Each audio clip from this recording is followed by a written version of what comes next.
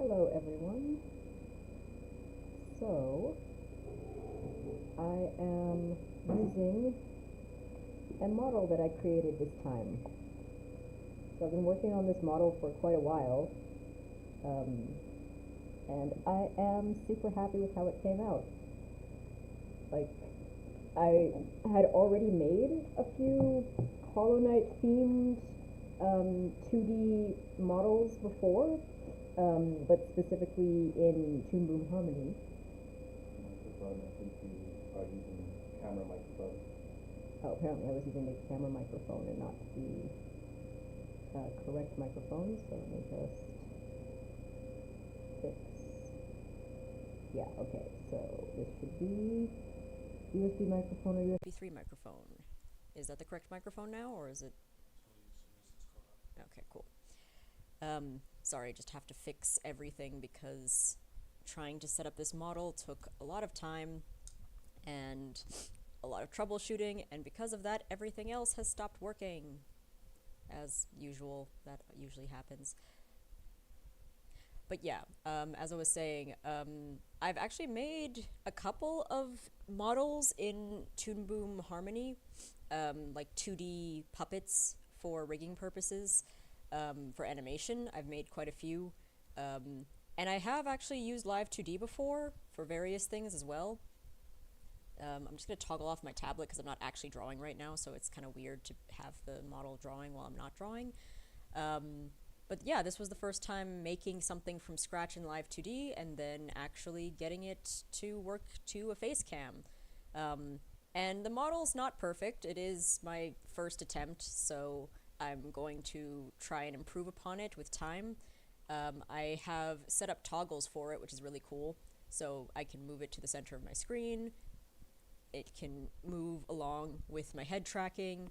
The back and forth, up and down movement of the head is a little bit random. Like, I'm not really moving my head right now, but the model seems to think that I'm, like, moving my head a lot, even though I'm not. And that might also just be because I am using a camera that is literally the only webcam that I had. It was just kind of sitting in a box somewhere, and I was like, let me just see if this works. It kind of worked, so here it is. I also haven't really put a lot of effort into, like, the mouth movements, so, like, it can smile, it can kind of frown. Like, if I get the angle of the camera right, it can kind of frown. It does have the built-in images for frowning. It just doesn't do well because, again, this camera is, like, it is literally the cheapest camera, I think. I think I got this, like, 7 years ago when I was doing online English tutoring, and I just needed a camera because my laptop did not have a working camera, so it is very dysfunctional. But for the purposes of what I'm doing and the fact that it's a very simple model, I can work with this. I am planning on getting a better camera at some point, so that I can start making more elaborate models and maybe testing those more elaborate models. And once I've done that, then I will probably need a better camera or, like, use a phone camera. I know I can set up these sorts of things through a phone app. I've been told that iPhone is better than other phones with regards to that. I don't know the truth behind that. But when I tried to set it up on my phone, I was told that to set it up on my phone, it would potentially make the model time out every 5 minutes. So, not going to do that for now. This is just kind of me testing this out and trying it for fun, and I might continue using this model, and I'm definitely going to continue improving this model because it's a fun model. Yeah, so that's what I've been doing. It's real fun. I'm really enjoying it. The model itself is a bit more complex than just this. Like, as I've shown, I can toggle it into the corner. If I remember how the toggles work. How do the toggles work? I can't remember the buttons that I programmed into this, but, like, F2, I can go into the corner. I can toggle on the tablet and toggle off the tablet. I also did a little animation, which is gonna just freeze for a second because it's quite processing heavy. So, like, the Abyssal Hollow Knight thing, that's also something that I've got on this. But that does take, initially it takes a second to load. Once it's loaded, it's loaded. So yeah, those are currently the different toggles that I've got for this model. and she's just very cute, so I really like her. I also got like the bell to move when I move, which is super cool. In general, I was really impressed because last time I used Live 2D was like 5 years ago, and when I used it then, it wasn't bad. It was definitely one of the better softwares available for like rigging and stuff, and it was very straightforward to use. But like the amount of stuff that there is in Live 2D now is kind of shocking to me. Like it's way more stuff than I remember there being. So yeah, I'll stop talking about that. Just one other thing to keep in mind if you are looking at this stream for the first time and you're kind of like, what in God's name is going on right now? I wear glasses, so the eye tracking is often going to be kind of weird because of my glasses. I've taken them off for the sake of just like showing it now, but like if I blink, it does do that and it does track it relatively accurately. But as soon as I put my glasses on, my eyes are going to start like blinking at different rates because the glasses like reflect light at weird speeds, and like my left eye is going to be blinking at a much slower rate than my right eye because I think because I have like a severe astigmatism in my left eye, so the glass is like super thick. I'm currently wearing my glasses and it seems to be picking up fine, but I don't know if that's gonna continue. Yep, there it goes. But yeah, that left eye is gonna sometimes just blink more often, I think, because like light shining from the camera that is telling the tracking software where my eyes are is being reflected back by that thick piece of glass. I mean, like, I think everyone who wears glasses while also trying to use a VTubing model has this as a problem, but just letting you know that that is absolutely going to be a thing and it's going to be an issue. So yeah, let's get started. So I have not done anything since last time. Oh, let me toggle on my tablet because I will be drawing now. I haven't actually done anything since the last time with regards to this piece. So we got into the Hunter's March and did like all of that stuff, which is cool. I think I want to put like Garamond and Zaza into this corner here somewhere somehow, but I'll figure that out when we get there. So for now, I'm gonna just put that. I'm just gonna put that background down as a color. I feel like I had a bunch of backgrounds in my layers palette, which you guys can't see because now the model is going to be in the way of that, but that's fine because it's not like the actual layer ordering was a very interesting part of this. But I feel like, okay, no, it is here. It's just I put it in a folder called divisions and then I turned that folder off. So I did this earlier on. So the Hunter's March is done. I can entirely get rid of this division because that's already been put in. Flea Caravan, the top, Mount Fay, and then I don't have one for the Cogwork Dancers, so I'm going to put one in for the Cogwork Dancers. This is just going to be like the background. I also just realized my tablet's not actually plugged in, it's plugged into my controller, which is probably why Steam Overlay keeps trying to come in here and tell me what to do. So let's just plug this in. There we go. I'm also curious to know, like, just how much my computer can take. Like, my computer's not by any means, like, it's a decent enough gaming computer. It wasn't, like, the most expensive, but it was definitely a purchase that I made with the idea that I was going to be using it for a lot of stuff. So I tried to splurge a little bit on it, for me. So, like, if I told someone like, oh yeah, I've got a gaming PC, and then when I tell them like the specs, they're like, oh, that's not that bad. Like it's just like 16 gigs RAM. Like it's got a decent amount of RAM, and that's it. Oh right, this folder I realize is actually slightly opaque, and I don't want that. What was I saying? Right, my gaming PC being low on RAM, or like it's not the most fancy thing, but it's also like decent quality for what it is. So I am kind of curious to know like what the maximum is of stuff that I can do. So like at the moment I'm streaming to YouTube and I'm streaming to Twitch. I was gonna stream to Instagram, but I decided not to, mostly because Instagram was being stupid and wouldn't let me put in the streaming key, so I just gave up on that. But it looks like this is working. So like I just want to know like at what point is it too much? Like at what point is it going to be like nope, that's too much. You need to stop streaming stuff. There's too much stuff. I don't know. I guess I will find out in days to come. Not that I'm trying to crash my PC. Like I am already so paranoid about anything happening to my PC. Like earlier like not this month, but like it was like 2 months ago. I was trying to clean under my desk, and then my PC smashed onto the floor, and the glass screen broke, and I was like terrified. Everything was fine, and I was able to recover everything. Like nothing broke, just the glass. But like I was so terrified when that happened. And then I tried to get like the glass replaced, but apparently like getting the glass for these PC cases, because I guess the site that I bought the stuff from imports everything. I should probably be making that in a different layer so that I can easily delete it. They import everything, so when I contacted them and was like, hey, do you sell like just the glass for your computer cases, they were like, no, you'd have to buy a whole new case, and that's like a lot of money. And I was like, but surely you have like cases where you can just sell me the glass. And they were like, no, that's not how that works. So I was pretty bummed out about that. Like, it wasn't really that big of a deal, but in general, I do tend to get kind of obsessive over, like, how do I put this? Like, stuff being in the same way that it has always been.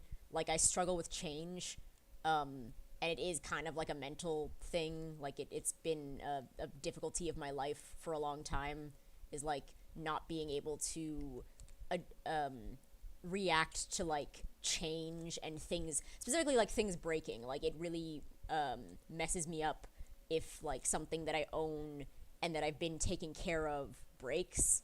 Like, obviously, no one likes things breaking, but, like, it's always been, I guess, more of a trigger for me for various reasons that I won't get into. But, it is also a thing of, like, well, stuff breaks and that happens. And, like, if that happens, you just need to kind of move on with your life. Like, you can't keep everything in your life in one piece. Like, and that's fine. Like, things change, things get better, things should get better, really. So whenever that happens, I'm just sort of like, okay, well, it sucks for a while. Like, it really sucks, but eventually it gets better. I'm just checking in on my OBS side so I can see if the model's still functioning, because sometimes it just, like, craps out. I don't even know what... I assume that, again, that's, like, my connection or my camera that's happening, that's crapping out there and causing it to just disappear into oblivion. I don't know. What was I talking about? Right, stuff breaking. Yeah, so my computer, my PC, the glass on the side broke, and I was trying to, like, get new glass, like, specifically the exact same dimensions as the old glass, because, I mean, I'm not a computer expert by any means. The glass, as far as I'm aware, isn't, like, super necessary for anything other than just keeping dust out and, like, you know, keeping, being, like, a space where heat can be dispersed, like, through the glass, onto the glass. So, like, I don't think it was necessary that, like, it be replaced by glass, but I was kind of really, really obsessively like, no, it has to be replaced by glass. So, like, I went to my local hardware shop, which is awful, by the way, and I asked them if they could cut the glass, and, like, the guy there was like, first he was like, no, because when I said it was for a computer, he was like, if it's for, like, hardware stuff, we're not allowed to cut, like, which is also, like, absolute bullshit. Like, I think this guy was just, like, really trying to make himself seem more knowledgeable than he was, because at the end of the day, like, they'll, like, if you're an adult and you're buying glass, they'll just sell you the glass. They're not gonna be like, oh yeah, you're not allowed to buy glass if it's for this, but you are allowed to buy glass if it's for this. So he was initially like, you can't buy this glass because this glass is for a computer, and, like, if computers have specific like requirements of heat, then we can't sell this to you because like it could overheat and break and then we'd be liable, which I'm also like, that's not, I don't think that's in any way true, because like, again, as a customer, you don't know what they're using it for. If I go and then you sell me glass for some random project, like I could be using it to kill someone and like it still would be none of your business. Anyway, not doing that, just saying like, and then when I explained like, okay, no, it's just to like cover the front of the computer because I kind of like the aesthetic of it, then he was like, oh, okay, if it's just for the aesthetic, then you can buy it. And I'm like, why, again, like, you're not the police of glass, so why should it matter? But anyway, I digress. So got the glass cut there. They did say like cutting the holes because like to attach it to the actual PC case, it screws into like 4 little holes on the side, and I was trying to ask if they could cut the holes for me, and he was like, it depends on how thick it is, because if it's like really thin, cutting holes in glass is just not gonna work, like not unless you've got like really really super precise machinery, which they do not have, because again, it's a terrible business. And I was like, yeah, no, that makes sense. So like I got a thicker piece and I like used a piece of paper to measure it out on my end, to see like how thick it would be. I noticing that the crown on the one guy is too low, so I've made it high on the, like on the other guy it's like it goes up over his head, so like if you see that, it goes up over his head, and then the other guy, because of the pixelated reference that I chose to use, I missed that it went up on his head, so I am gonna need to fix that. Right, was talking about glass and people being annoying while trying to sell me glass. Yeah, so I went to the thing, to the hardware store. The guy was like, okay, well, we'll sell you this glass if it's thick enough, and then they did. It did not fit at the end of the day. Like, I hadn't really measured properly the distance between the, basically like the holes that it was supposed to go into. Those holes weren't just like flush to the PC case. They kind of stuck out a bit, like there were like screws in them that stuck out a bit, and because of that, I was not able to just get it to fit like I had hoped. And I think it would have been kind of not okay if I had got it to fit, honestly. Like, that, it was a very heavy piece of glass, like way heavier than the previous piece had been. And it was also just like, it was me being very obsessive about like, this thing has to remain in the same state that it was in before it broke, when in actuality, like, that's not really how fixing stuff works. Like, actually very seldom are you able to fix something and it ends up being the exact same quality and the same state that it was before it broke. Most of the time you kind of have to make concessions based on how it broke. You need to like adjust and like reformulate, and yeah, that's just life. That's just how life works. So I eventually just got over it, and I got like a piece of mesh to put over the glass, the place where the glass used to be. And that is my long story about my computer getting broken. My computer case getting broken. The computer was fine, which also is like, at the end of the day, that's really the only thing that matters. But there was probably a point to this, or not. I might have just been rambling. I was probably just rambling. I could turn this into a point about like perfectionism and like learning to let go. So let's just pretend like I did that.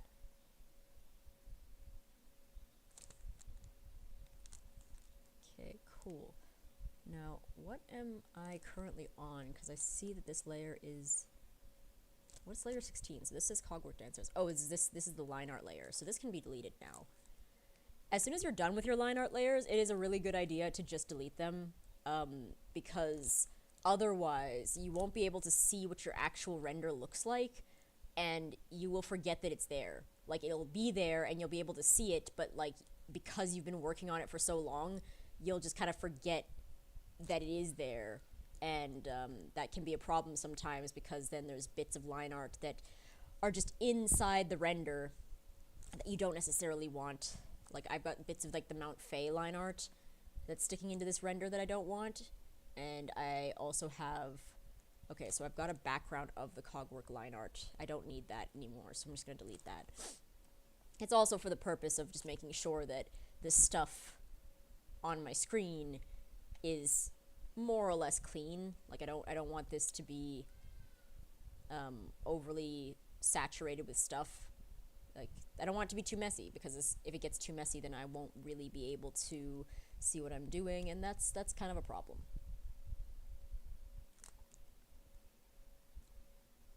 I'm just going to add a bit of color dodge to their crowns. They look very sharp and very shiny.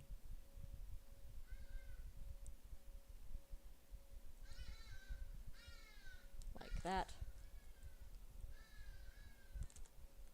Cool. So just nice sharp crowns. I'm trying willfully to make it look like the light source for these crowns is coming from the same place on both of these characters. I may not be able to fully do that. In general, trying to keep track of my light source is really annoying and really difficult for me. Like, if I am doing an exercise that requires it, I will normally have the light source indicated on something within my scene, but like this scene is an amalgamation of stuff anyway, so I don't really see why it's that important to do so. And normally if I'm just working on a piece, I don't like keep track of my light source either. Like, it's just not worthwhile for me to do so. Like, I just kind of try and remember where the light source is vaguely. And sometimes I remember, sometimes I don't. Most of the time I don't, if I'm honest. Right, so that eye. Something is going on with that eye. What is going on with that eye? That eye isn't actually there. What I'm looking at is stuff in the background. This is also why it's important to know what's going on with your layers. What I will say, though, is it does not matter how much effort you put into, like, managing your layers, making sure that everything is in exactly the place that you put it. You are going to mess up. You are going to have stuff that moves around, and you are going to have to fix stuff. Like, that's just how that goes.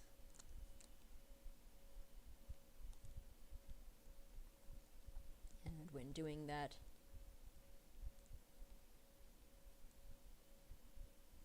you just need to be okay to do that. Cool, so I'm probably going to put, like, Greymore-esque stuff behind here with, like, Garamond and Zaza. Like, that's not what matches up to this image, but it works. Or maybe I'll just have, like, some of this, like, cathedral-esque glass behind there. Actually, maybe the cathedral-esque glass. So what I'm going to do now is kind of a cheat to be able to get, like, vague shapes of things without necessarily having to draw in the more elaborate shapes that those vague shapes come from. So I'm just kind of looking at the background of my reference, which is already not the most, like, it's very blurred. Like, it's actually hard to see what's happening in the background. Like, you can see it during the fight much more clearly than you can in this particular reference, but it's like stained glass, so I'm just gonna kind of try and get that motif of the stained glass to come across here. And this might not work, so if it doesn't work, then I will just go back. Control Z is your friend. But this is the method that I am going to try and use here. So I see there's a lot more, like, diagonal lines across that glass. It doesn't matter if it's, like, super accurate, because I'm going to manipulate this anyway. So it's going to change. So don't worry about it. Okay, and then, like, some bigger pieces like that, perhaps. And some stuff like this, perhaps.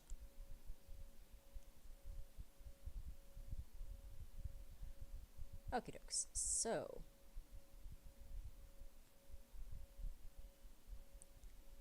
once you have your kind of basic pattern in, and I'm going to make it go all the way up to the top.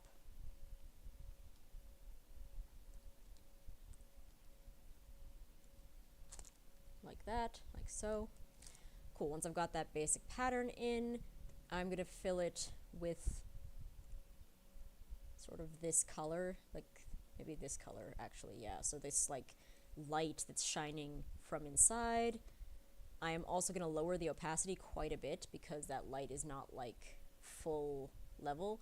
And the final thing that I'm going to do, and this is why I've made this on a different layer and not the same layer, is I'm going to blur this. So I'm going to go to Blur Gallery. Generally I use Field Blur for anything that's not like in motion. And Field Blur does a pretty decent job of just getting stuff to look blurred without it being too complicated. So, and you can like adjust the slider if you want more or less blur on whatever you're working on. You can just adjust the slider to get more or less blur. So like that amount of blur I think looks pretty good. So I'm gonna hit OK. It'll take a second, and like blur is a processing intensive thing when Photoshop blurs stuff. Like I've mentioned in previous streams how back when I had a computer that couldn't actually handle Photoshop, like it only had like 8 gigs of RAM or like 4 gigs of RAM or something crazy like that to try and run Photoshop on. If I ever tried to use the blur tools, it just wouldn't. Like it would start the process and then it would just like crash. So I eventually just gave up on doing blurs, or I'd like only do them if it was like absolutely necessary. And like blurs can be really powerful. Like they can really make something look very cool if you utilize them well. So, yeah, that was a thing. I think my camera might have lost my tracking signal because I'm looking at my model right now and it's doing some weird things and I'm not doing anything. There we go. Yeah, no, I think when I put my head down, sometimes it just loses track of whatever is happening. There we go. I also realized I was looking at the YouTube window, not the OBS window. So it might be because that window is showing me stuff that happened like a couple of seconds ago. Whoops. Right. So there we go with the blur. If you are so inclined, like if you have the blur, you can then lock off your pixels, and do lock off your pixels, otherwise your brush is going to end up making the image look sharper than you might want.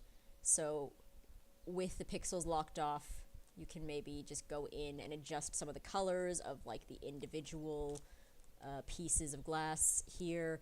I'm gonna turn that off so that I can very carefully just add some more. Also remember that you've lowered the opacity, so if you turn up the opacity, you are gonna get a very like intense looking thing of glass. So I think that's enough. Also, like in this image it's like browns and here it's like blues, so I can change that. I mean, I don't think I want to change that because I still want to put Garamond and Zaza somewhere in here, and I like the blue. I think it gives them more contrast, so I'm going to keep that for that part, and as that goes up. Okay, gonna come in and do some editing on those crowns because they are looking a little bit rough compared to the rest of the artwork.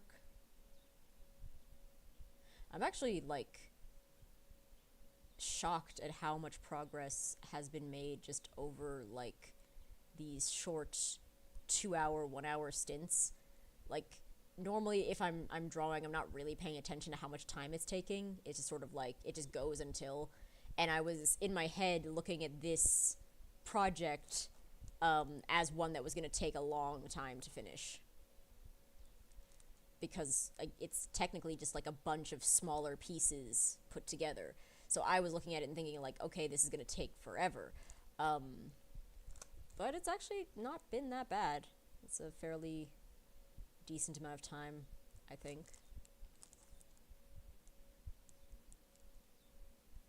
I don't know.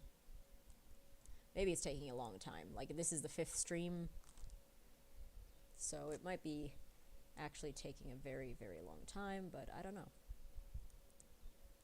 It's difficult to say. What I will say is, if you are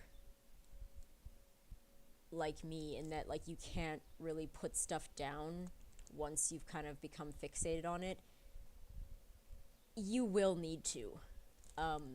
Because there's certain things where, like, you are gonna burn out your brain. Like, even if you're doing it and you're like, no, I'm into it and I'm doing it and I'm doing it, if you take a break and then come back to it, you will actually see, like, oh, what was I doing? Like, I was doing some weird stuff and now I've come back to it and it's way easier and I'm more focused on the parts that I needed to be focused on, and it's just like, it really just changes the game entirely if you take a break and then come back. If you don't take a break, then you will end up with nonsense. So take breaks, take frequent breaks. Okay, so let's zoom out so that I can actually see what's going on here. So I'm going to toggle off my tablet for a second. Okay, looking at that looks fairly good. I'm happy with how that looks. I think definitely needs to be finished. I mean, like, we're more than halfway at this point, which is amazing. I'm super happy about that. So, if we get back onto it, I may straight up forget to do things like toggling things on and off if I need to, and I apologize if I do that. It's just gonna happen. I should also probably be just checking to make sure that, like, nothing is getting in the way of anything else. Doesn't look like it. Like, I think you guys can still see, like, as long as everything's in the center of my screen, you can still see what's going on. I might just move it slightly over for the sake of being able to see that better. So moving up the canvas. Now we're doing Mount Fay, and the reference for that is over here. Let's just pull that closer so that it's easier for me to see. Right, I can see exactly where that is. I'm actually going to delete this divisions folder because it's not serving any purposes. It's just kind of there. The other reason why making this blue, I think, was probably the best idea is that now, when we're doing the Mount Fay portion, I can meld that into the blue a lot better. Like, can just blend that in a lot more easily. And I think also with Grandmother Silk, like, that'll blend in a lot nicer because it's going from blue to blue to blue. And then we have this other hornet over here. I'm not gonna get rid of it because there's 2 of them. It's just kind of like, it's representative, so it's like, you know, she's here, but she's also here because these are all the... It's abstract. It's abstract. It's not meant to be realistic. Shut up. I'm doing what I'm doing. But I do want to make sure that what I'm doing is below that line art. There we go. So, let's do this. I will put the flea in after I've actually finished with the bird, whatever the bird is called. I can't remember. If it did have a name, I don't know if it was named or if it was just called, like, the beast at the top of the mountain or something to that effect.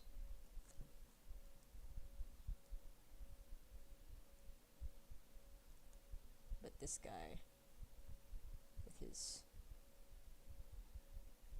very rounded wings. I'd like to know what people think this character is, because I've seen things that call it a moth, and I can kind of understand that. Like, it's got very voluptuous wings, like moths can have, but I also feel like, no. Like, I interpret what's that thing called? The thing, the final boss from Hollow Knight, like the final actual boss, not the Hollow Knight, um the Radiance. Like I interpret the Radiance as being a moth. So like this, like I know it's supposed to be kind of like a phoenix, but like what bug? Because you can see it's got a thorax, so it is bug-like. It's just what sort of bug looks like this? I'm almost tempted to say like there's some kinds of like beetles that like put stuff on themselves to camouflage themselves. And like it has horns as well, like it's got those two horns at the top of its head. So maybe it's more of like a beetle. I don't know. These are all very much things that don't need to be questioned in the first place. But I am questioning them. And that's generally my fault.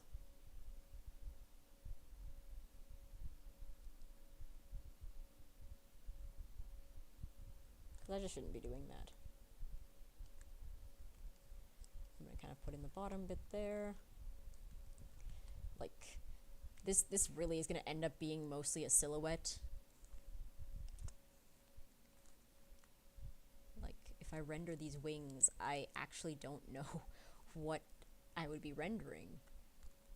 Like, also there's like this bit of wing that kind of sticks out here, and it's like loose from the others. So like this isn't like a wing as one would know it. It's more like a, like I'd almost look at it as like a mossy covering than like feathers.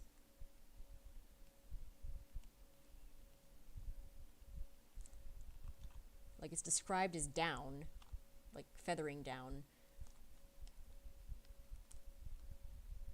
So I truly don't know. And like there's feathers in the scene. Like as the creature's landing, like little feathers are spreading around everywhere. I don't know. This design bothers me. Not gonna lie. Like there's a lot of very abstract, very beautiful, very questionable things in Silksong and in Hollow Knight that are very like, oh, okay, to make that look like a dragon, we did a thing, but it's not really a dragon. It's a bug. Whereas here, I feel like we're sticking bug parts onto bird parts. Just a little bit. Not that that's bad. Like, it's still very pretty. It's just confusing to someone like me who needs to overanalyze everything.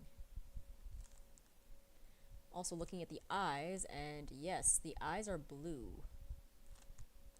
There are times when contextually your brain tries to trick you, because I looked at that initially and I was like, right, it's got black eyes, but it doesn't. The eyes are blue. It just looks black in the context of the rest of the image.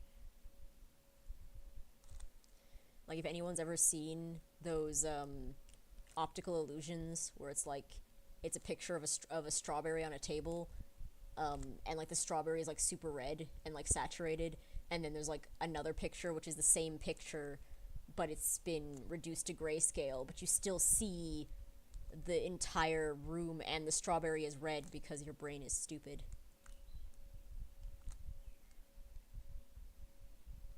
Like, your brain is so stupid that it just needs to be that stupid in order to be smart.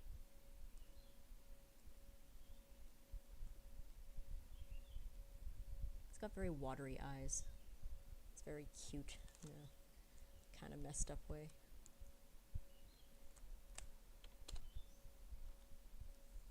And then I just want to put in like a couple more details of the feathers. I might also just remove, like, there is a tiny spike here that's coming out from the cogwork dancers. I will probably need to remove that. I will also need to move this wing down. Jeez, I didn't even realize, but like it completely covers the cogwork dancers. This entire time I've been working and they've just been like, got their faces smushed by this giant wing. So I will need to adjust that, because no one No one wants that.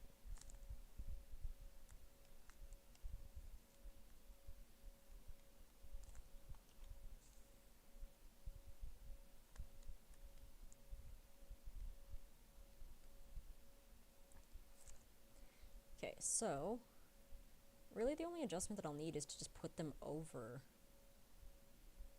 the wing. So here's the layer with the cogwork stuff on it. What I'm going to do is I'm going to ungroup this, because it was in a group, but didn't need to be in a group. And I will move the cogwork dancers layer over the Mount Fay layer. And does that work? I don't think it does. Like, now the crown looks kind of weird.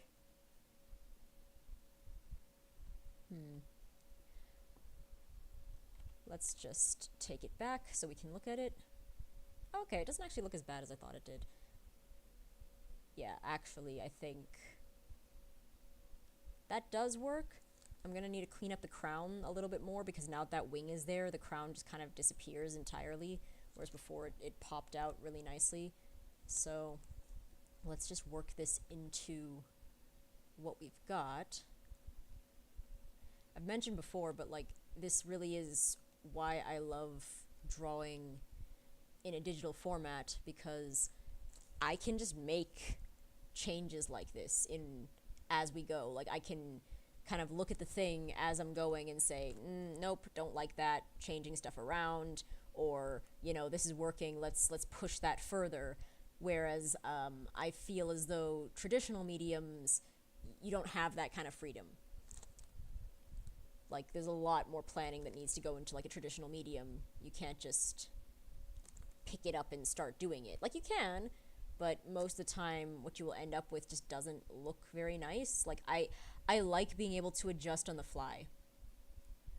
And even though I've mentioned, like, struggling with change, I do like having the option. Like, there are times where I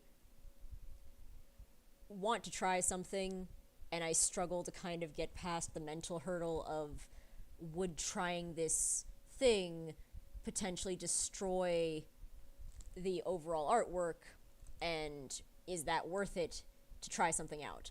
And that just comes with, like, confidence, and confidence comes with practice and time.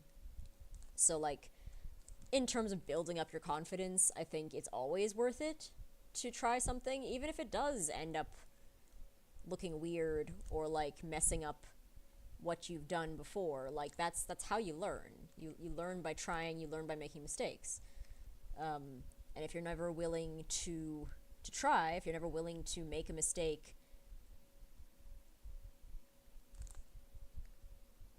okay, so OBS is now telling me that it disconnected. I don't know if anyone saw that on their end. If it disconnected for you, I apologize. This is exactly what I meant by we're seeing how this goes, because this is now the first time that I get to, like, actually try something and see if this is gonna work. And it very well might not, which is fine. But if it lost whatever, if it lost connection and that ruined the experience, I apologize. I think it was fine. I think it just lost connection for a second. It might have also have been that it lost connection to, like, VTuber Studio, so my VTuber model disappeared for a second. I don't know. Like, I've never done this before, so anything that goes wrong, I have absolutely no idea how to deal with that. But frankly, that is the MO. That is my MO, and has always been my MO.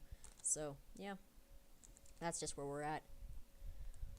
What was I talking about? Right. Change and fearing it, but also learning to accept things that happen, because things happen.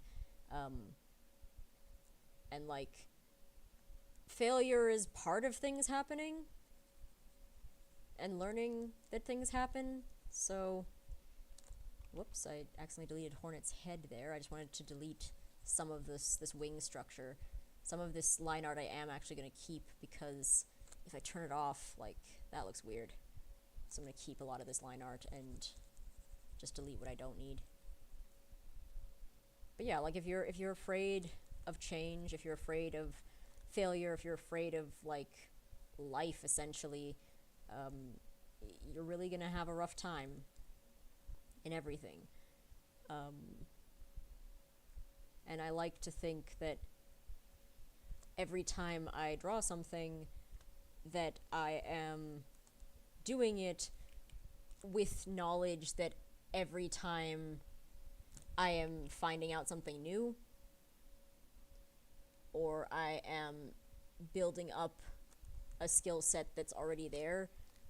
What I often find is, like, if I'm doing something, like, this is not just drawing, this is like anything. If I'm doing something and then I leave it alone and come back to it after some time has passed, inevitably I will have improved from the last time I did the thing.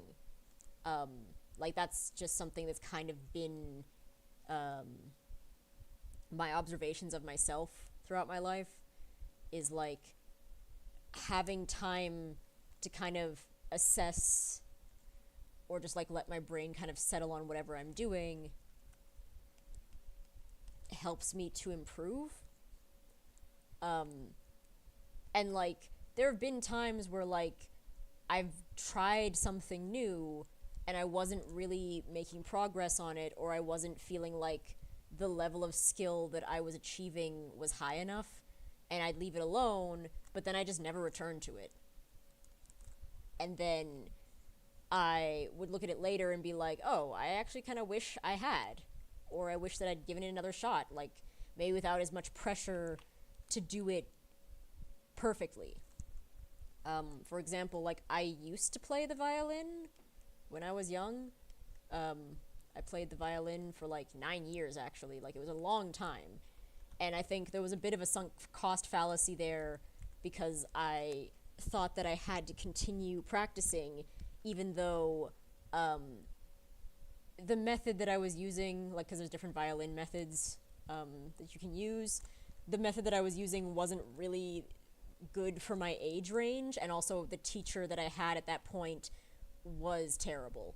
Like, I now as an adult, I can kind of see that, like, no, she was a really bad teacher, and that kind of also just killed any motivation that I had to try, because she was very much just like literally I came to a lesson once having like practiced the entire week because I was trying to improve, and she kept telling me like, you need to practice to improve. And I went to the lesson, and then I was not grasping the song or whatever. Like, I wasn't good. I wasn't good at it, and that's also like a lot of people are not good at a lot of things. But like I went into the lesson and played the song, and she stopped me halfway through and was like, "You didn't practice," and I'm like, "But I did. Like, I practiced a lot. Like, I did nothing but practice." And she was just like, "Oof," and it's just sort of like, that's a pretty shitty thing to say to a child that you're being paid to teach to do a thing. And like at the end of the day, I realized that like I just didn't have enough time to be dedicating to something like violin when I didn't really care enough about violin to want to improve. But I was also just like, she wasn't really teaching me anything. Like, she was just sort of like, here's the song, learn to play the song. Like, she didn't really give me any constructive, like, this is how you move your fingers better, or this is how you do it. It was sort of a thing of like, do it perfectly the first time, and if you don't, then I'm just gonna kind of like look at you like, what are you doing? And that's not really learning anything. That's just kind of being like, okay, I can't do this, and this person is now making me feel bad about the fact that I can't do this. Okay, I'm going to merge the Mount Fay layer down so that I can just start painting that line art into the colors underneath it. There we go. Neat.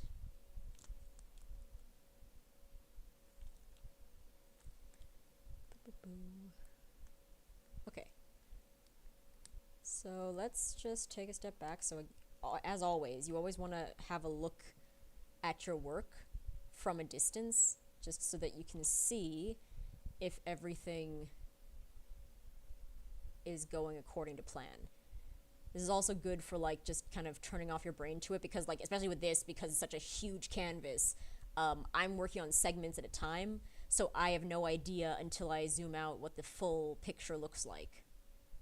But that is looking pretty good, I think. The head of the bird, it got a little bit squished though, so let's just go back in here. It's got a very round head, and somehow it ended up with a very nubbly head here.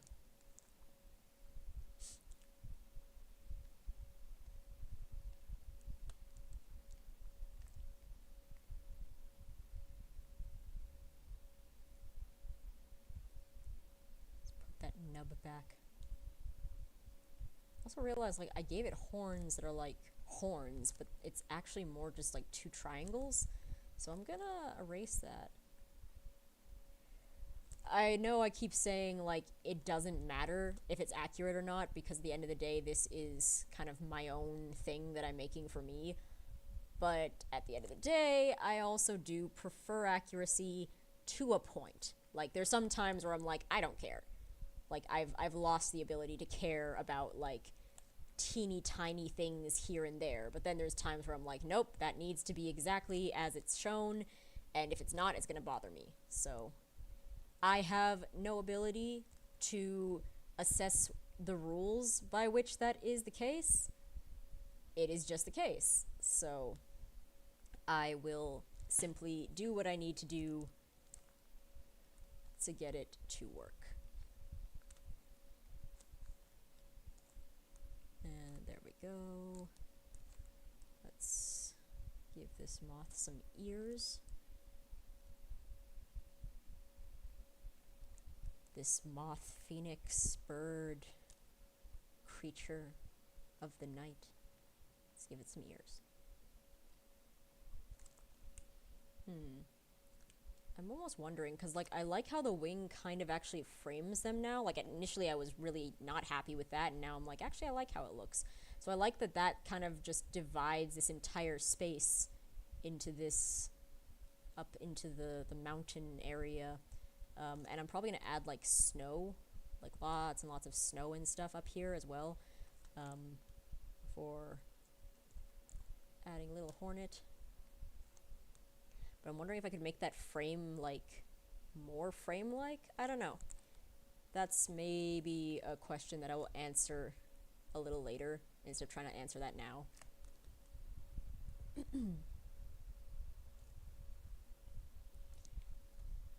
So snow is both the easiest and the hardest thing to draw digitally, because like if you're not really trying to make like non-stylized snow, let's say, it's really easy because it's just a bunch of dots.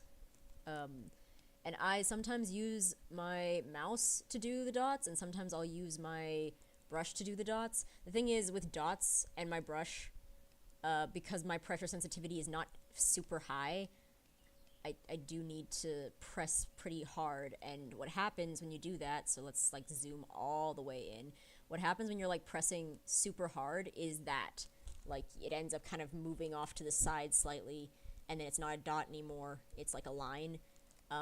And depending, like that's not an issue because you can't really even see it, but there are times when like you can see it, and if you're like doing a piece for someone, for example, and they zoom in so that they can see like tiny details, they will definitely see like a little dot that's not a dot, it's a line.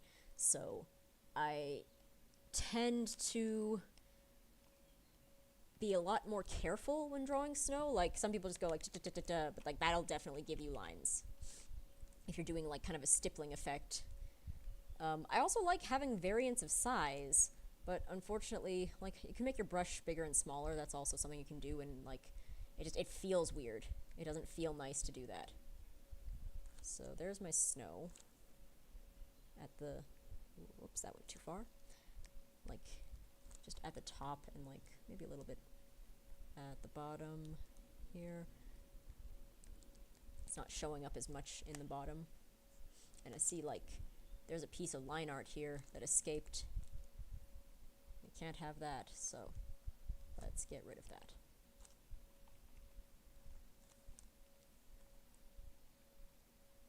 think, did I already merge down...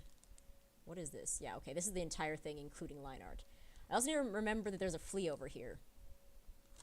Because there's a flea over there. You see him? He's over there being a flea. So what I'm going to do is I'm just going to move the entire flea caravan to the very top. I'll say I've never had so much admin when it comes to wrangling my layers. This is the first time I've ever had this much admin when it comes to wrangling my layers. Because as I mentioned, like, normally I just kind of go, and like, it gets done because I'm just going. But in this case, because I have... Whoops, I didn't mean to do that. Enter. Because there's, like, so many layers, like, there's so much stuff happening on this canvas, all of a sudden, I'm doing a lot more wrangling than I normally would. So now I'm foreseeing an issue, and that is that Hornet's mask might end up disappearing into this wing. Which just means that we'll have to adjust the white of the mask, so it's not just going to be a solid white. It's probably going to be closer to gray. The other version of Hornet on this canvas probably won't have that same issue. Oof. But it is a thing. I'm also just like... I realize that in merging these line art layers, I have now deprived myself being able to see where her eyes are. So we're winging this now. Pun not intended because the bird has wings. But I will have to just add in those eyes kind of based on guesswork. Like, I could have separated the line art again. It really wasn't worth it, in my opinion.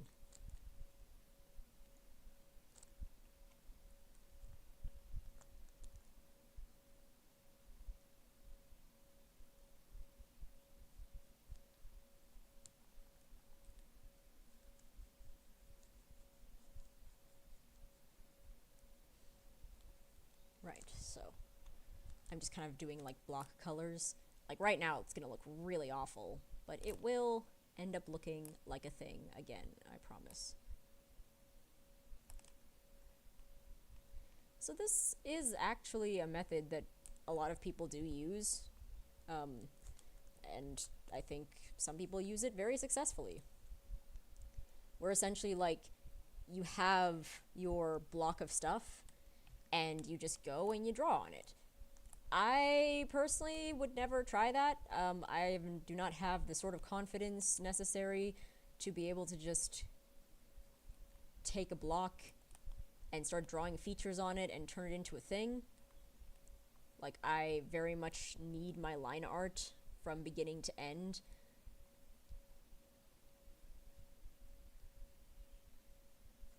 Like, I know I literally just said, like, there's people that do this, but I'm actually thinking, like, who would do that? Like, actually, no, I don't think anyone would do that.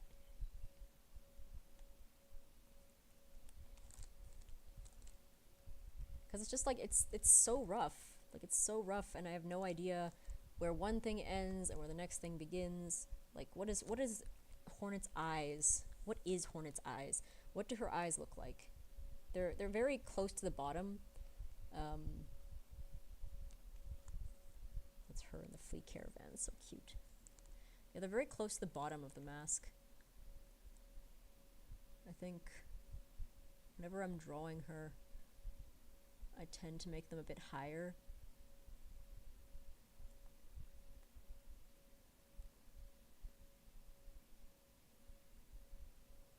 In case it reads better.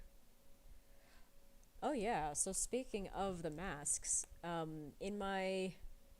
not this last playthrough, but like in a playthrough that I did a little while ago in order to answer a quest in the third act. Spoilers, if you weren't aware that this would contain spoilers.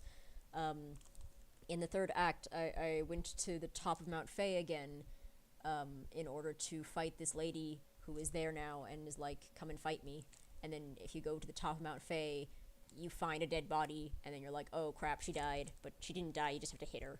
Like I immediately assumed that she had died and like left, even though it took me forever to get back to the top of the mountain, even with like um, new tools that make it much easier to get to the top of the mountain. I still took forever.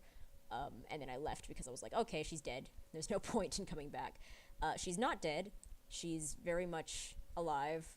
You just need to hit her a few times and she will come back to life. She's just sleeping because she's the kind of weirdo that just falls asleep on the top of a frozen mountain. Um, and then you can fight her. But that wasn't the point. I've lost track of the point. My brain has ADHD'd again, and now I don't remember what I was doing. It was something about something about something that was on Mount Faye.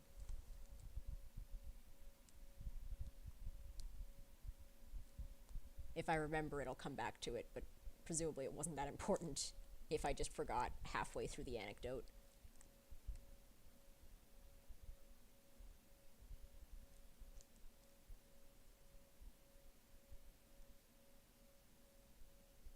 Okay, so let's make her horns a little bit sharper, just a little bit. And I will also just come in here. We've got this line art here. Just come in here and add some gray to the needle.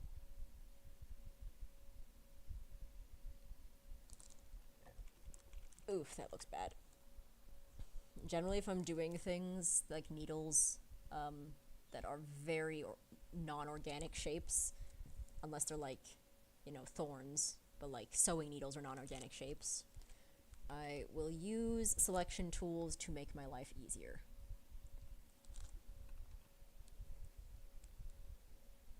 I do feel like that is also something that like has been commented on in the past with regards to, I guess, like digital drawing versus other forms of drawing, is just that like,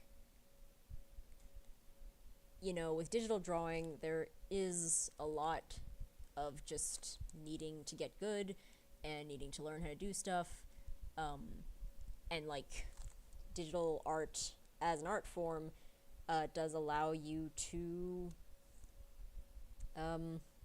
not have to do that. Like, you don't necessarily need to learn how to draw a straight line to draw straight lines digitally. And like that can be a problem for some people. I've never really found it an issue.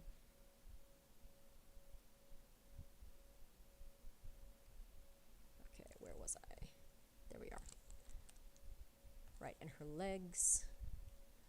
I tend to use these lasso tools a lot just to kind of make sure that my lines are straighter than what I trust myself to make them. And that's not just like me being lazy. Like, I often get very sore wrists, and my mom has, I don't know if it's rheumatoid arthritis, but she's got like very severe arthritis in her hands and wrists, and she was also an artist, so like I'm constantly in a state of fear about like getting older. Are my wrists just gonna break? So in general, if I can prevent unnecessary strain to my wrists and my joints, I would prefer to do so, because I want to continue drawing even when I'm like super old. I don't want to have to stop because of wrist pain. Although I'll say that playing Silksong has given me incredible wrist pain. So maybe I should just not play video games. Or just not video games like Silksong, but they're my favorite, so I can't not. Let's get closer to this so that we can see what's going on. Because I want to add in that line without necessarily damaging the head that I have here. It's also why, like, using your layers properly is probably better for things like this, because if I had utilized my layers properly here, I wouldn't have to worry about having to fix that line. It would have just been fixed by the nature of being underneath the layer that's gonna mess it up.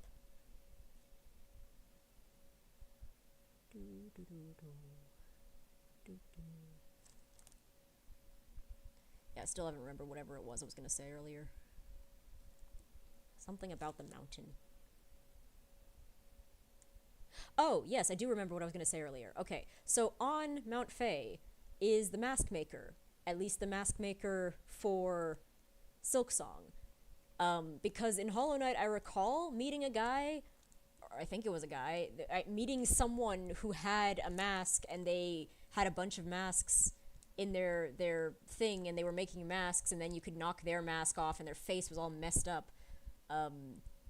So like I found, I guess, the equivalent of that guy, but in Farloom, and he's just a guy, like he's just a bug, and he's sitting there at the top of the mountain. And if you go and find him, he basically tells you to fuck off because he doesn't want to talk to you.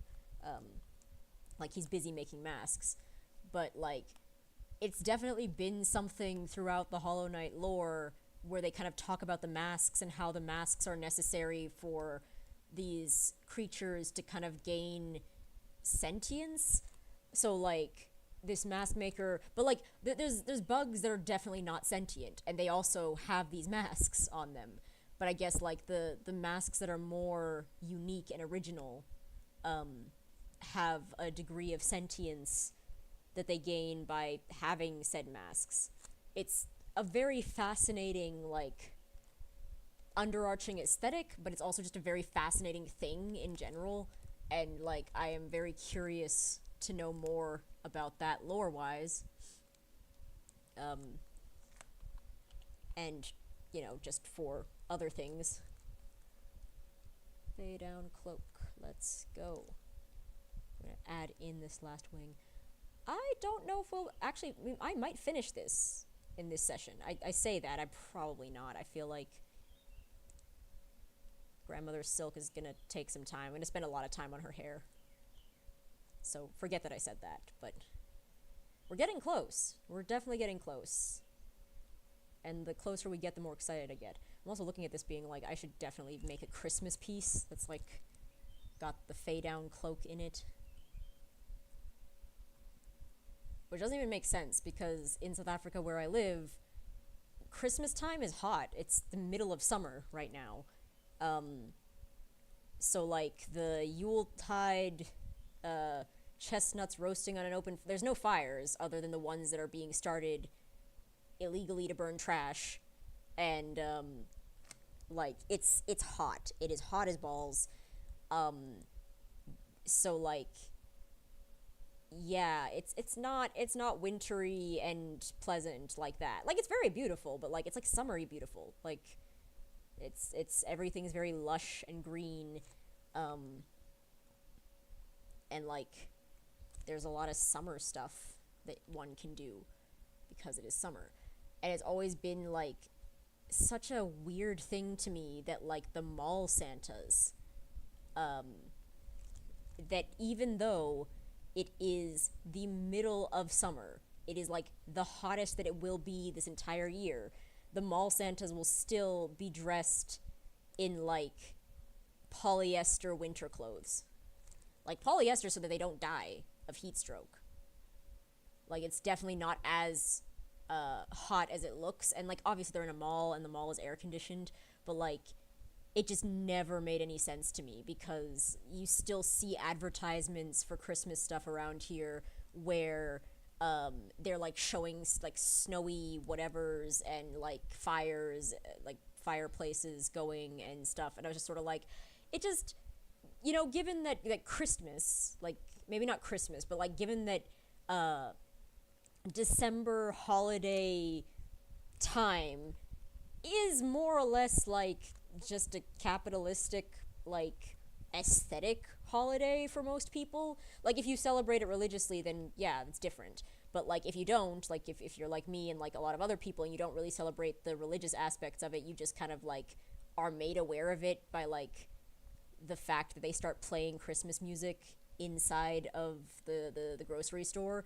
For those people, right, it would make sense that the Christmassy part of it just be like relevant to where you live and what hemisphere of the world you live in, right? Like if you live in a hot part of the world, just put Santa in like shorts.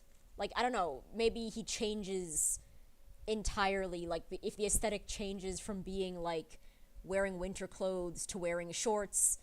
Maybe it's just like, nope, we can't abide by that because a bearded white man in shorts is not is not what we want our children to think about fondly. I don't know, but it just feels like you could just celebrate the exact same tradition, but with like some degree of acknowledgement of the different weather patterns. And like one of my friends who has celebrated Christmas with her family her entire life, and it's a really big deal for her. And like she's invited me over for like pre-Christmas decoration, which I really love because she always goes overboard. It's always so much fun to just go overboard and like, you know, put stuff on a tree and like have children putting stars on things. I don't know. It's fun. It's always been fun and I've really enjoyed it. Is the point that I'm making. I'm trying to not disparage my friend and her specific Christmas traditions because I don't want to, because I feel like sometimes I talk and the way that I sound makes me sound like I'm being disparaging or sarcastic, and I'm just not. So I'm just trying to like cover all my bases. But anyway, so like this individual goes through a lot to make sure that like stuff happens on Christmas. And what she said was like, okay, well, it wouldn't make sense if Santa was wearing shorts because Santa goes around the world in like, you know, 10 seconds using space technology made by aliens. So why would he change clothes in order to go around the world? Like, he lives in the North Pole, so it's always cold where he lives, and that's why he's always dressed like that. And there's just not enough time for him to like change clothes in order to come and do the stuff at the malls. And my counter to that is, this is already, like, you're already selling this to stupid little kids. Like, you're already selling this idea that this man has come from an entirely different continent specifically in order to take photos with them and their stupid parents. So, like, at that point, I feel like them being dressed appropriately so that the man who is hired to do the job of dressing like Santa doesn't die of heat stroke is not a hard ask. I don't know. Bah humbug. Santa should be allowed to wear shorts.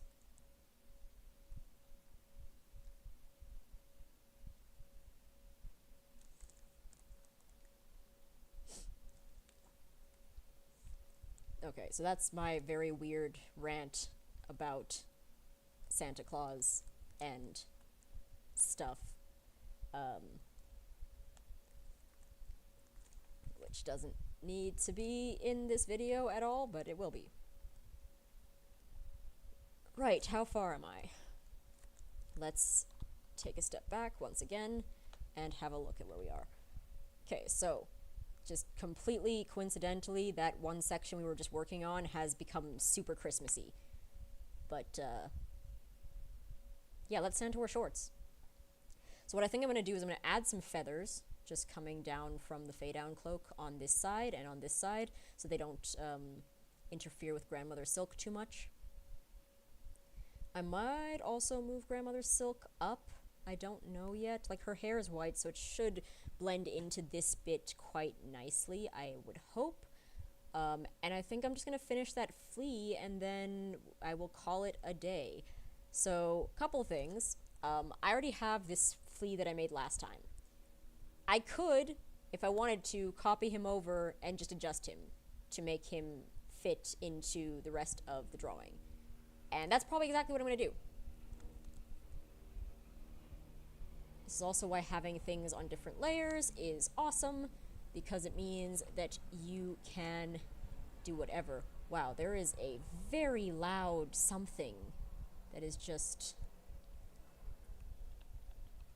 really making a horrible, horrible sound. I'm just going to put it behind that line art because I want to be able to, firstly, this one's a bit fatter, so let's just stretch him out a bit. I'm also going to hold control to move him up. So this is a really, really cool and time-saving trick. If you have round shapes, especially, this works really well. You can just manipulate them using your scaling tools and then draw them into the scene based on that. I'm also just going to lower the opacity of this. So let's turn this to multiply so that it doesn't matter how low we make it, we'll still be able to see the lines more or less. Okay. Let's name this layer. I know I already have like 5 million layers that don't have names in this, and that's fine. I don't care. But like, generally you should try. Okay, so then the only problem here, right, is that this flea, whoops. Oh no, I took the flea and then I didn't copy him. I forgot to copy him. No, but I did copy him. So then why is he gone? Oh, okay, I see what happened. It's because this line art in the flea. I made the flea on the line art from last time. See, this is why you should check. Like, don't just do things willy-nilly without checking. So, let's just separate this line art. So this is line. Line for the flea. And this is the flea. Okay, cool. So now this line art, we're going to lower the opacity and set to multiply. And this flea caravan we just leave like that because that's what the ears look like. I see, though, that the ears do have some line art still on them. I'm gonna make the ears look like they are moving a little bit. I'm gonna add, so I'm just gonna add like little indicator lines. Whoops, that's not what I wanted to do. I'm just gonna add little indicator lines so like the ears are moving. So like that. I mean, this is just a very cartoony thing. You don't have to do this. And you wouldn't do this if you were doing like a realistic drawing, but this is not realistic at the end of the day, so I'm just kind of getting it to look like the ears are flying, so you're like seeing the after image of the ears. It's a very cartoony sort of thing, and I enjoy cartoons a lot, so we shall do that. Okay, what was I saying? Right, so this flea, because it was stolen from over here, and over here there is lava. So the color of this flea does not match here because it's matched to here. So instead of trying to repaint this entirely, we're going to use adjustment settings and color settings in Photoshop to cheat. So I'm going to go to Image, Adjustments. For something like this, I would usually use either selective color or color balance, not hue or saturation. Like, they all could do the same thing that I'm going to try and do, but like slightly differently, and it really just kind of comes down to like learning what works better. So I'm going to decrease the yellow a lot, and you see that already helps already, like the flea is just blending into that background by decreasing the yellow. I'm also going to increase the cyan slightly, so it's going to give him a little bit of a blue tint, and this is still keeping him like a little bit yellow because he does have some yellow in his fur. So I'm just going to kind of adjust that, mess with my blacks and my black saturation. Like, I'm just going to adjust that until I get it to where I think it looks okay. So that looks good to me. Right? So now we've got the flea in the Winterlands, and he is flying all by himself. I am going to move him slightly. I don't want him to be that...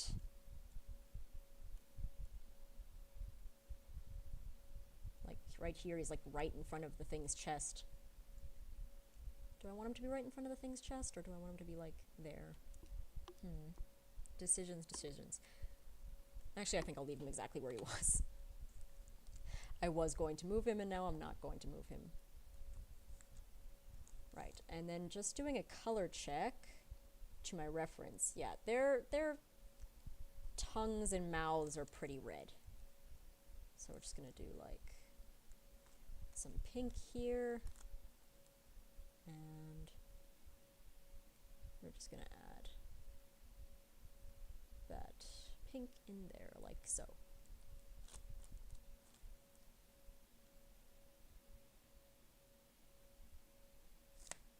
And we're gonna do the full sort of doggy mouth.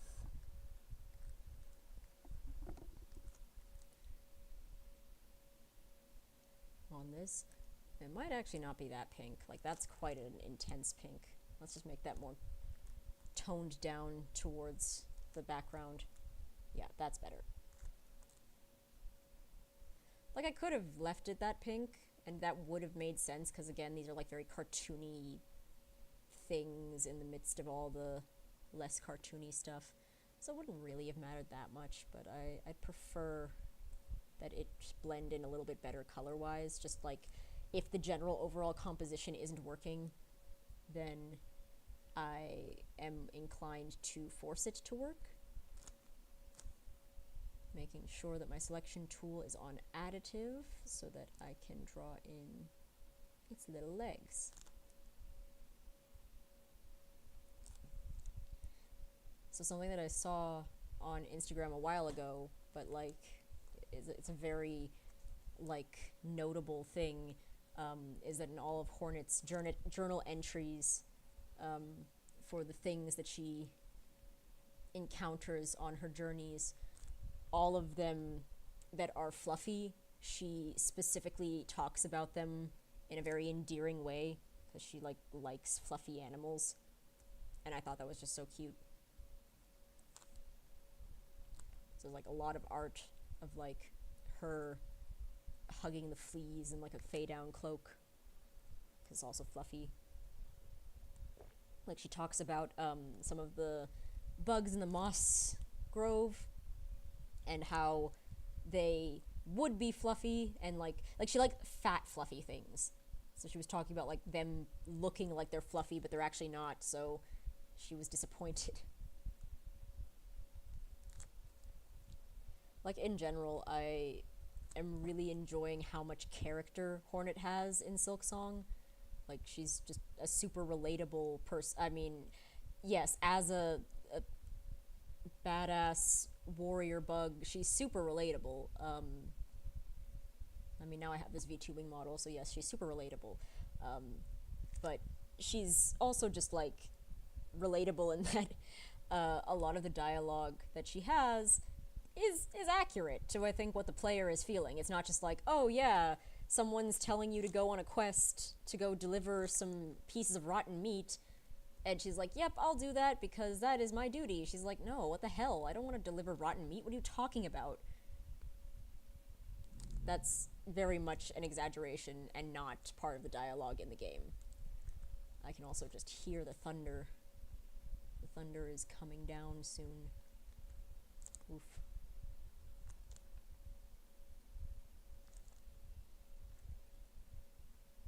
Yeah, I'm gonna end at 2, which is normally when I would have started the stream, but after doing various chores today, I was really eager to get started, and I do still have, as always, work that I need to do for other things, so I figured, let me just do as much as I can, test out the model, see where the model needs to be repaired in some areas. So far, it seems to be working fairly well. Like, I am surprised, given how crappy my camera is, that it's managing to hold a connection, period.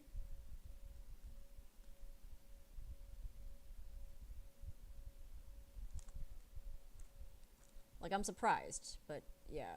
So, unfortunately, what ended up happening with me was I did a job for a school, not the school that I used to work at, a much better school, and I say that with great prejudice, where they actually, like, cared about giving the people that they're asking to work with them equipment, and they sent me a camera, and it was a very, very good camera, to be able to record some curriculum stuff for them. And I was using that camera for a while and thinking like, oh, this is a really nice camera. Like, it's too bad that I don't ever need a camera for anything. Otherwise, it'd be cool that they just gave me this. As it turns out, they didn't just give it to me. They did ask for it back. And I did return it, because it was an expensive camera, so yeah. But, like, having used that camera and then having to go back to, like, the world's worst cheap nonsense camera is a bit of a jumping off point. Like, I have been a little bit like, man, I really wish that I could just use that camera, or I could have just used that camera indefinitely. That's not how life works, but I do wish that I could have kept that camera. If I can ever afford a camera myself, I will most certainly like go for the same type of camera. I think it was like a Logitech Brio something. I don't know. It also came with like a bunch of software that was entirely useless to be able to use it. Like it worked without the software and it worked perfectly out of the box, but then they were like, no, in order to record this stuff you need to go into the software and change these settings. And then I went into the software and those settings were exactly, the defaults were what they wanted us to change them to. So like there was no point in me installing that software to begin with. What was I talking about? Stuff.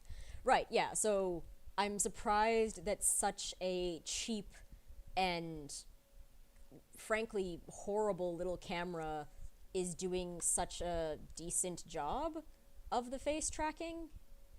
Like, glasses aside, because I know that that's just gonna mess up the face tracking regardless. I also forgot to put back my tablet.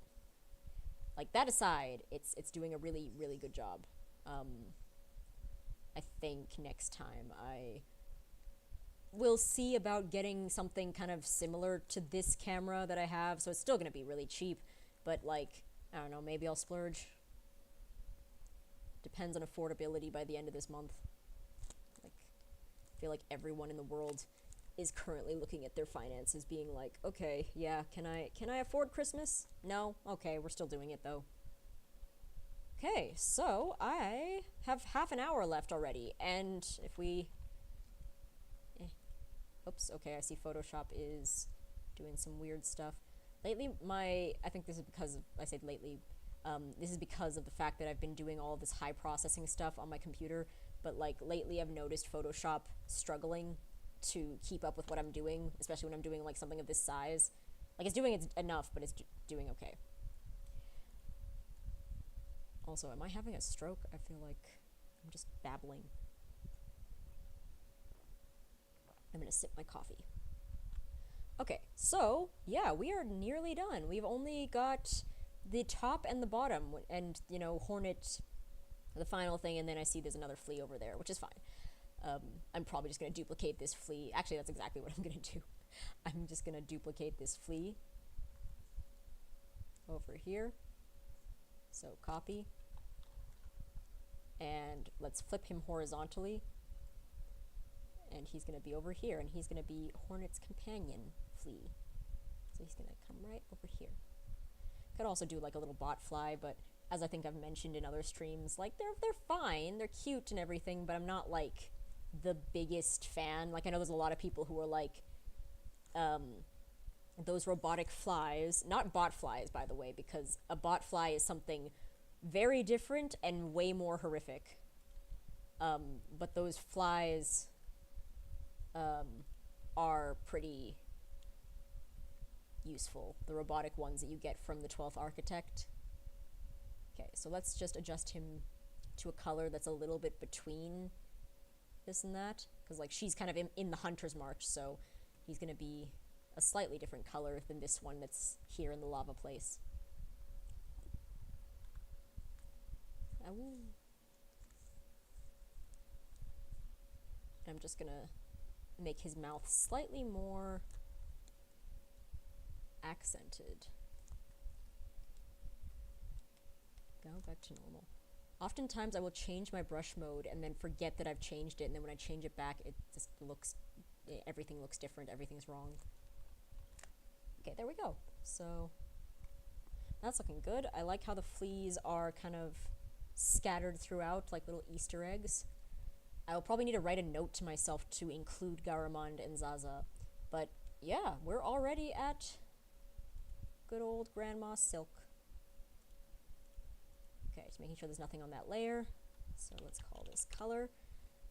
And I am gonna start out. Actually, I think this is a good time to utilize tools that I seldom utilize for this sort of rendering process. I'm going to use my symmetry tools. So at the top, if you're in your brush tools or you're in your pencil tools, at the top you'll see there's a little butterfly at the very right hand side of your topmost toolbar. That's your symmetry tool. So that will give you a line which you can then grab and move. And that line essentially will force symmetry. So my sketch is not symmetrical. That's fine. I'm going to make what I draw from that sketch very symmetrical. So everything that I draw on one side of that line is going to end up drawn on the other side of that line in the same layer. So I'm going to do that with Grandmother Silk's face and her body. The hair I don't want to be symmetrical. I want to draw that in by hand. Let's just turn down the opacity of this, otherwise it's going to get really confusing really quickly. Let me also grab the reference for her, because I don't actually know what color any of her stuff is. Like, I know the hair is white, that's pretty much all I can remember. How to beat Grandmother Silk, is that what this reference says? Just keep hitting her. It's the best method of how to beat her that I found. Okay, cool. By the way, the line will disappear if you're not in your brush tool, so just go back to your brush tool if it's disappeared. I'm just using this to be able to draw in the rest of her. And I'm not going to use this for the whole thing, because I do want to have the lighting be on different sides. I'm just going to use it for the base details. So like the blocking out is what I'm going to use the symmetry for. And this is just going to speed things up so that I have more time to do other stuff. Like, that's generally why you do anything, right? Is just so that you have time to actually do what you want to do. When I say do other stuff, I do mean play Silksong. On that note, I finally beat Scar Singer Carmelita, which I was struggling with last time. And I realized the reason I was struggling was not, in fact, because she has 75 billion health, which she does. It's because I was being stubborn. As I mentioned, I am not good at change. And generally, if I have a weapon set that I'm currently using that I am, like, comfortable with, I don't want to change it, even if changing it would make the most sense and would make my life easier and would mean that I wouldn't have to struggle for 75 million years. So I was working with the Architect's Crest, and I think I had the spinny death wheel thing that the Architect gives you, and I had some spike traps. Yeah, I think that was it. I had some spike traps, I had the spinny wheel, I also had something else, I can't even remember what it was. Oh yeah, I had the boomerang. The boomerang that you upgrade by giving it to some guy in the middle of the Hunter's March. So I'd done that, and I was sort of like, I need to use this boomerang, so I kept trying to use the boomerang, which really wasn't doing much, when I should have just been using, like, additional damage tools. And, like, I knew that. I definitely knew that that was a thing that I should be doing. Oh, I see, I've been drawing into the line art layer, which is why this is so opaque. That's okay, I will just copy that out of that layer.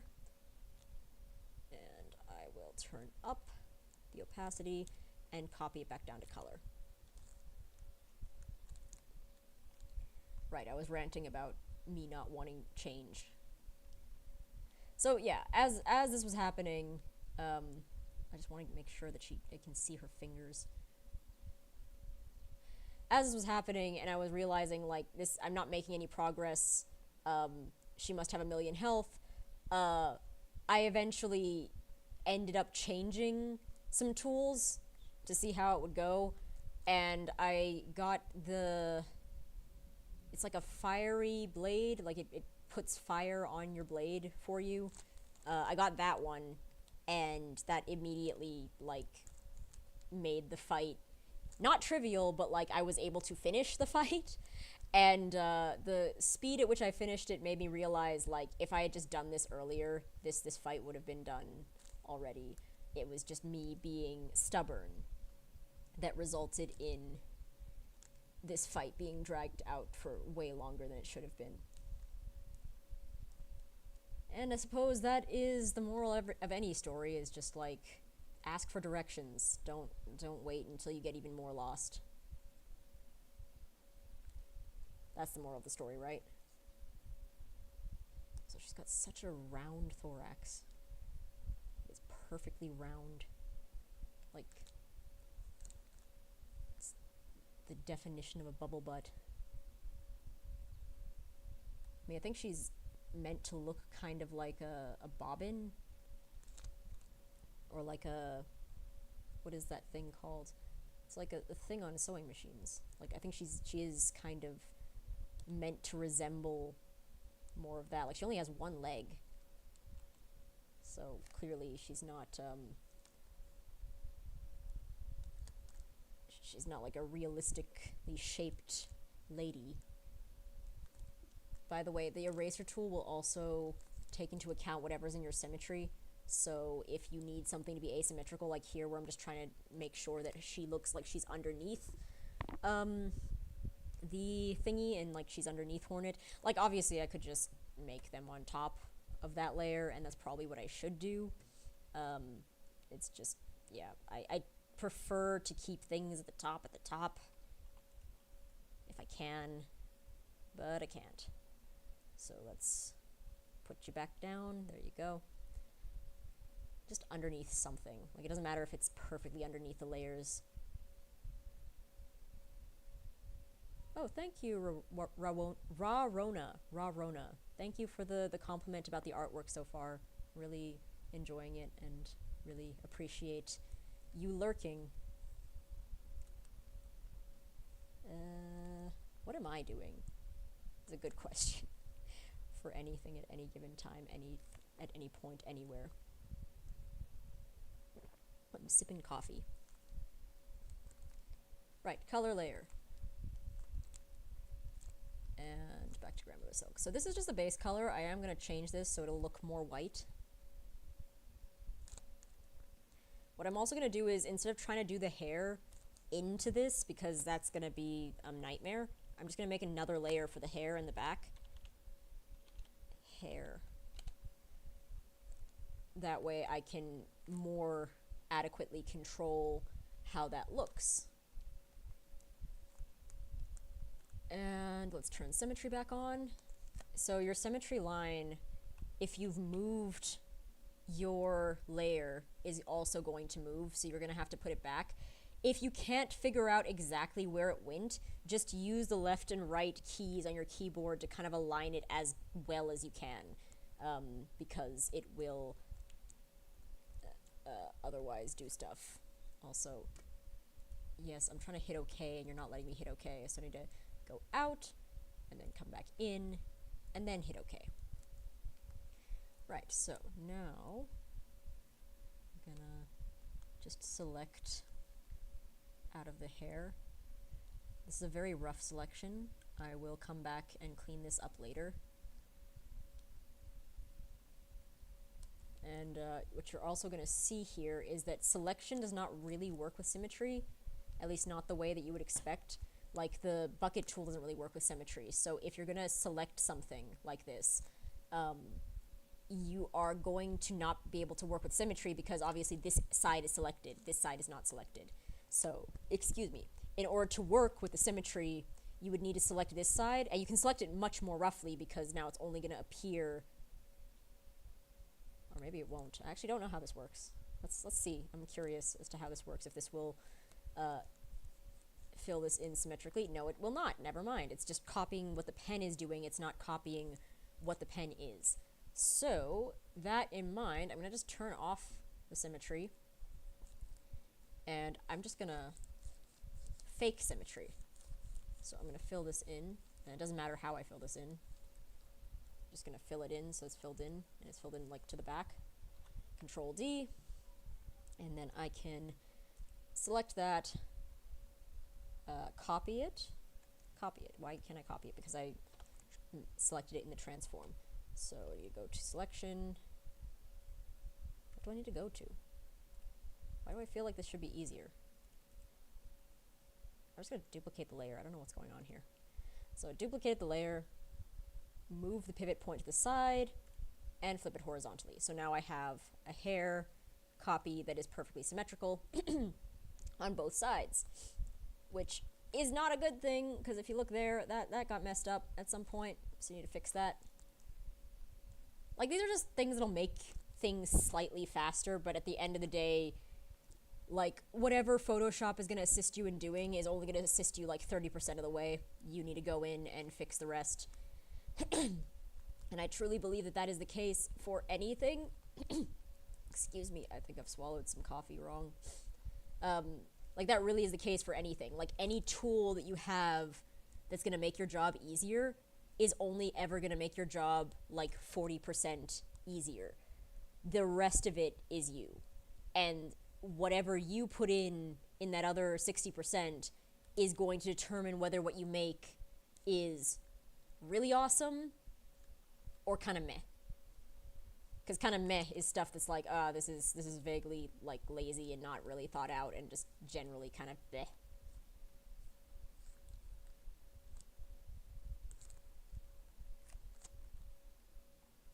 I'm gonna drink more coffee. I don't know what I swallowed.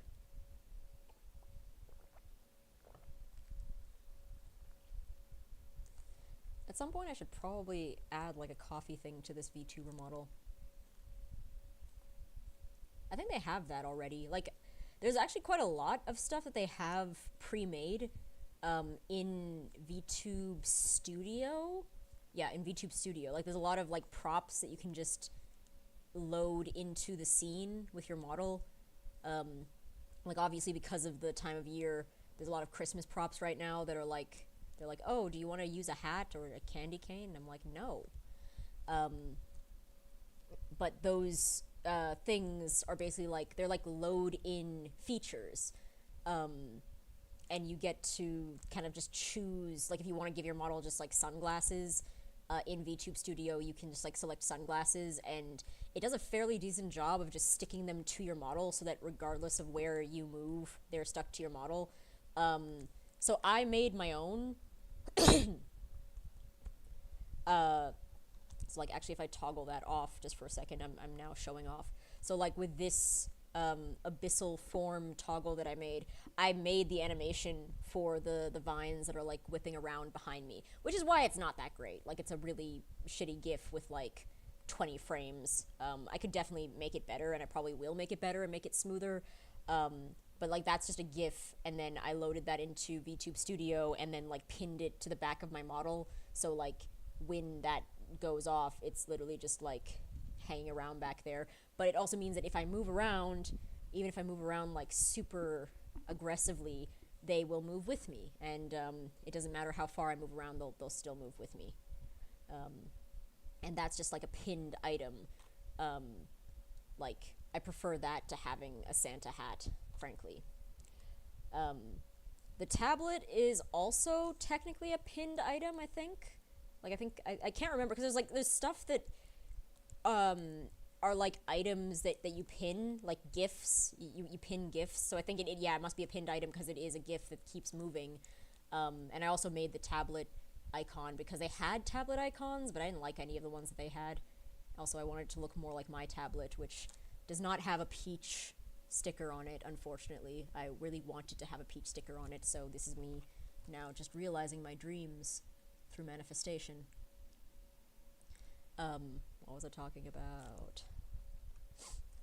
Oh yeah, like the fact that like both VTuber Studio and Live 2D have become so advanced since the last time I used either of them.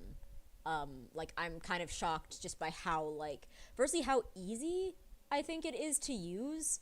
Like, I have experience. Like, I literally taught Toon Boom Harmony for 3 years, and before that I had experience with animation, and before that I had experience with cutout animation in various things, and I even had experience with Live 2D because, like, I'd used it for a couple of commissioners of mine in the past. So, like, I was not coming into it completely blind and, like, not understanding of how these sorts of things work. But even so, like, the degree to which I was literally able to just kind of pick it up and make a model and, like, make the model run without, like, any prior qualification to do so, I find that really amazing and, like, really cool. And, like, I have always just loved how much one can do even without like a lot of resources. Like obviously you need some resources. Like follow your tools. The tools you have will dictate what you're able to do with your life. Um, but I guess like if I think about how I was as a kid who was like, oh, I really want to learn how to draw using a tablet and I really want to learn how to use Photoshop. Um, to me back then, those things seemed so vastly unobtainable because I was a stupid kid. Whereas now I'm like, yeah, Photoshop is like the easiest thing that I can use in my life. I've got all this other software that I need to learn how to use, and all of it's like so intimidating and difficult. And like, I guess just how much just getting over the initial intimidation of learning something new is all you need to do. And then like the rest of learning how to use something new or how to do something new is just doing it, like just getting in there and getting your hands dirty. And that was kind of how I felt about like using Live 2D again. Was I used it briefly. When I used it, it wasn't that hard to use, but like I didn't do a lot with it. Like all I basically did was I made like a little onion emoji for my brand, and for the one commissioner I made like a butt that was shaking. So like nothing that requires too much brain power, frankly. And like this now making like the full model, that required a lot more work. But I think because I'd come with the knowledge of like how 2D puppets work into it, I wasn't like, oh, this is gonna take so much work, it's gonna be so impossible. I was like, oh, okay, yeah, this is gonna take like a couple weeks, but it'll be fine. Like I know what is required to build a 2D puppet, even if I didn't know like the exactitudes of Live 2D's rigging, setup, and whatever. And frankly, Live 2D, firstly, it's not a comparison. Like that, this is an apples and oranges situation, but Live 2D compared to something like Toon Boom Harmony. Toon Boom Harmony is way more complex. Like Toon Boom Harmony, the amount of just stuff that is there is way more. And like you're not really working on parameters. You are working on parameters, but you're not. Like they're not called parameters, and the way they function is slightly different. And more so than that, the way that you set them up is different. Like in Live 2D, the parameters are just there. All you're doing is inserting keyframes into them. Whereas in Harmony, it's basically the same. You're inserting keyframes into your parameters. However, you have to build your parameters yourself.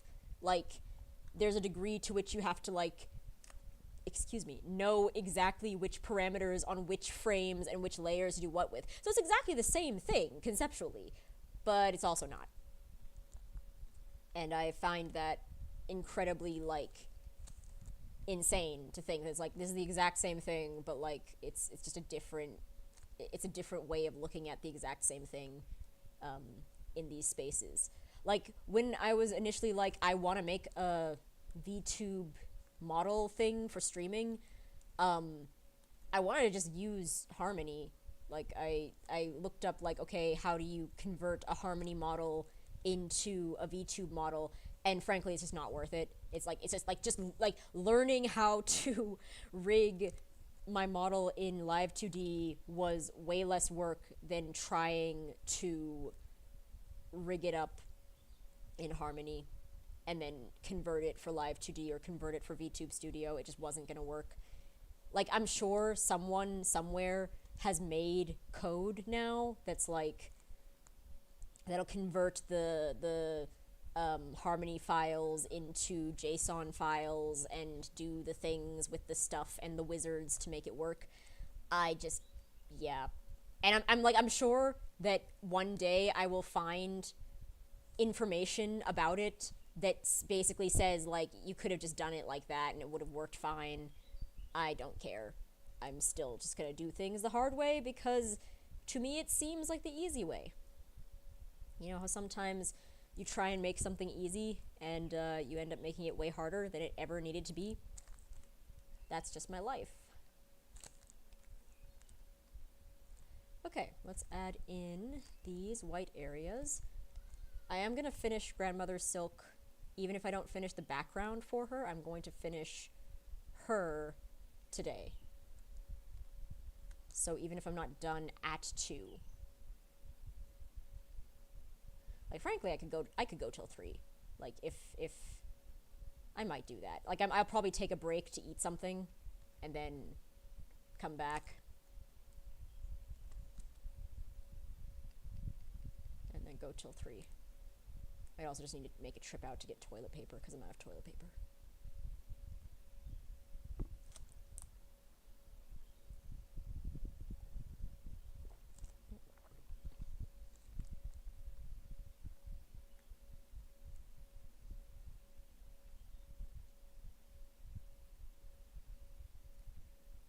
So I've seen some stuff that's been spoiled for me on Silksong, and I haven't yet reached it, but it looks like you learn more about Hera and Hera's relationship. I think Hera is Hornet's mother, like her actual mother. You like learn more about that weird relationship and how that works, because there was definitely some weird eugenics shit happening that caused these creatures to be created.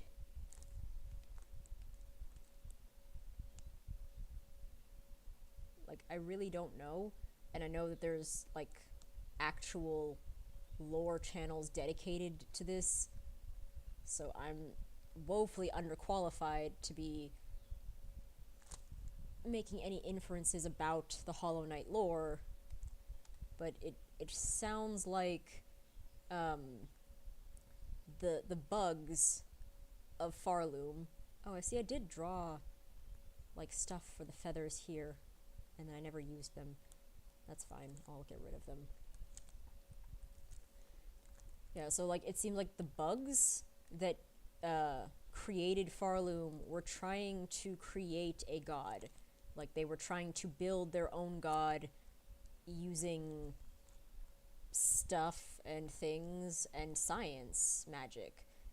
But it didn't quite work. So, like, if you go to where Ava is, and Ava gives you all the upgrades, like, it sounds like Ava ended up being trapped down in these laboratories because she was meant to be the god that they created, but she didn't work. She failed. She was a failure. And for that reason, they just kind of locked her away and forgot about her, and then she's still there until later in the game, when you absorb her, which is better than just, you know, sitting around doing nothing. So, like, okay, I'm noticing that, like, the wings are kind of disappearing. I don't know if I want that to happen. Like, I like some degree of blending, like the scene kind of blending into it itself, you know, like in the way that Grandmother Silk's hair becomes Hornet's wings, becomes the bird. But I don't know if I want to blend that much. I might want to just re-establish some of that wing just by making it just slightly different color. The other problem that's going to happen is when this gets printed, especially given that it's being printed onto canvas, I have no way of knowing if the canvas print is going to actually get these subtle details in the way that I'm drawing them, or if it's going to come out completely different. So I need to be careful about that at times. Right, we're talking about Hollow Knight lore. Silksong Hollow Knight lore. Yeah, so it kind of seems like they were trying to build their god, and then they messed it up. And Grandmother Silk was the god that they created, or was the god that was there. I am not sure. But they were also trying to make another god, which I think is what Ava was and what Lace kind of was. They were meant to be replacements for Grandmother Silk. And that's maybe also what Hornet was she was meant to be her replacement. Like, if you're looking at this very literally in that, like, they are bugs, a lot of insects that have queens and matriarchs essentially raise them from birth to look after their colony, and then when they get old and sickly, and even before that sometimes, they create a younger version of that matriarch, and the younger version will push out the older version. Like, that's what happens with bees, it's what happens with ants, it's what happens with termites.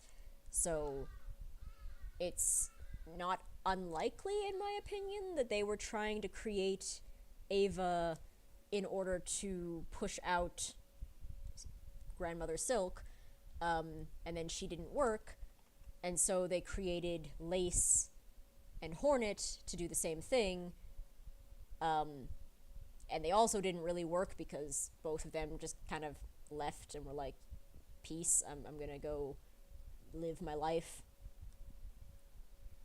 Like, Lace refers to grandmother Silk as her mother, not her grandmother, so it's possible that that's a thing, unless I'm getting it entirely wrong and misremembering, which is also possible. So, like, it sounds like Hornet, because there's also a bunch of other stuff with, like, the Grey King and Hollow Knight, where, like, the Grey King was trying to do stuff and, like, trying to fix, I'm trying to remember what the place Hollow Knight takes place in is actually called. But, like, he was also trying to do stuff and using, like, weird science magic to try and do it, and he was creating these vessels to be able to do so, and essentially they were god vessels, which is what the character you play in Hollow Knight is. You're not the Hollow Knight, you're a vessel that could become the Hollow Knight, but there's already a vessel that beat you to it, that got out before you did. And Hornet is also one of those things, but she's different because she and she and her mom and the Grey King, they did stuff and they made Hornet, and to do the thing with the stuff and the other things. I'm getting very confused. I'm gonna, like, go and watch an entire thing on Hollow Knight lore when I'm done here, because now I've confused myself, but I've also made myself more curious by confusing myself. But yeah, like, there was all this stuff happening, and, like, this experimentation in which they were trying to remove people's souls, and souls are silk. Like, silk and souls are, like, the same thing, or, like, they're made of the same thing. I am unclear on all of that. But, like, there's all of these labs that you can find where they're doing stuff with all these souls and their silk, and they're doing stuff. They're doing stuff, and all the stuff that they're doing is clearly not okay. And, like, okay, this is where I definitely want to have my symmetry turned on. Jumping from one thing to the next. There we go. So, like, they created all these abominations, essentially, in the vein of trying to save their kingdom, but all they actually ended up doing was messing stuff up more. And, like, Ava presumably was an attempt to do that, as was Ghost, the vessel that you talk to and that you play as in Hollow Knight, that Hornet talks to. Like, that he was also, like, they were trying to create their own gods, and that just went horribly wrong. So there's also the thing about, like, the weavers, because the weavers, the spiders, they knew how to use silk, but the other bugs didn't really understand how that worked. Just to make this crown look more like the crown and not like some random stuff. So, like, something that I noticed when I was drawing this was, like, her crown, Grandmother Silk's crown, looks very similar to the symbol that Ava generates above you when she's regenerating silk. Because, again, I think she was supposed to be made to replace this lady, so that's, like, their symbol.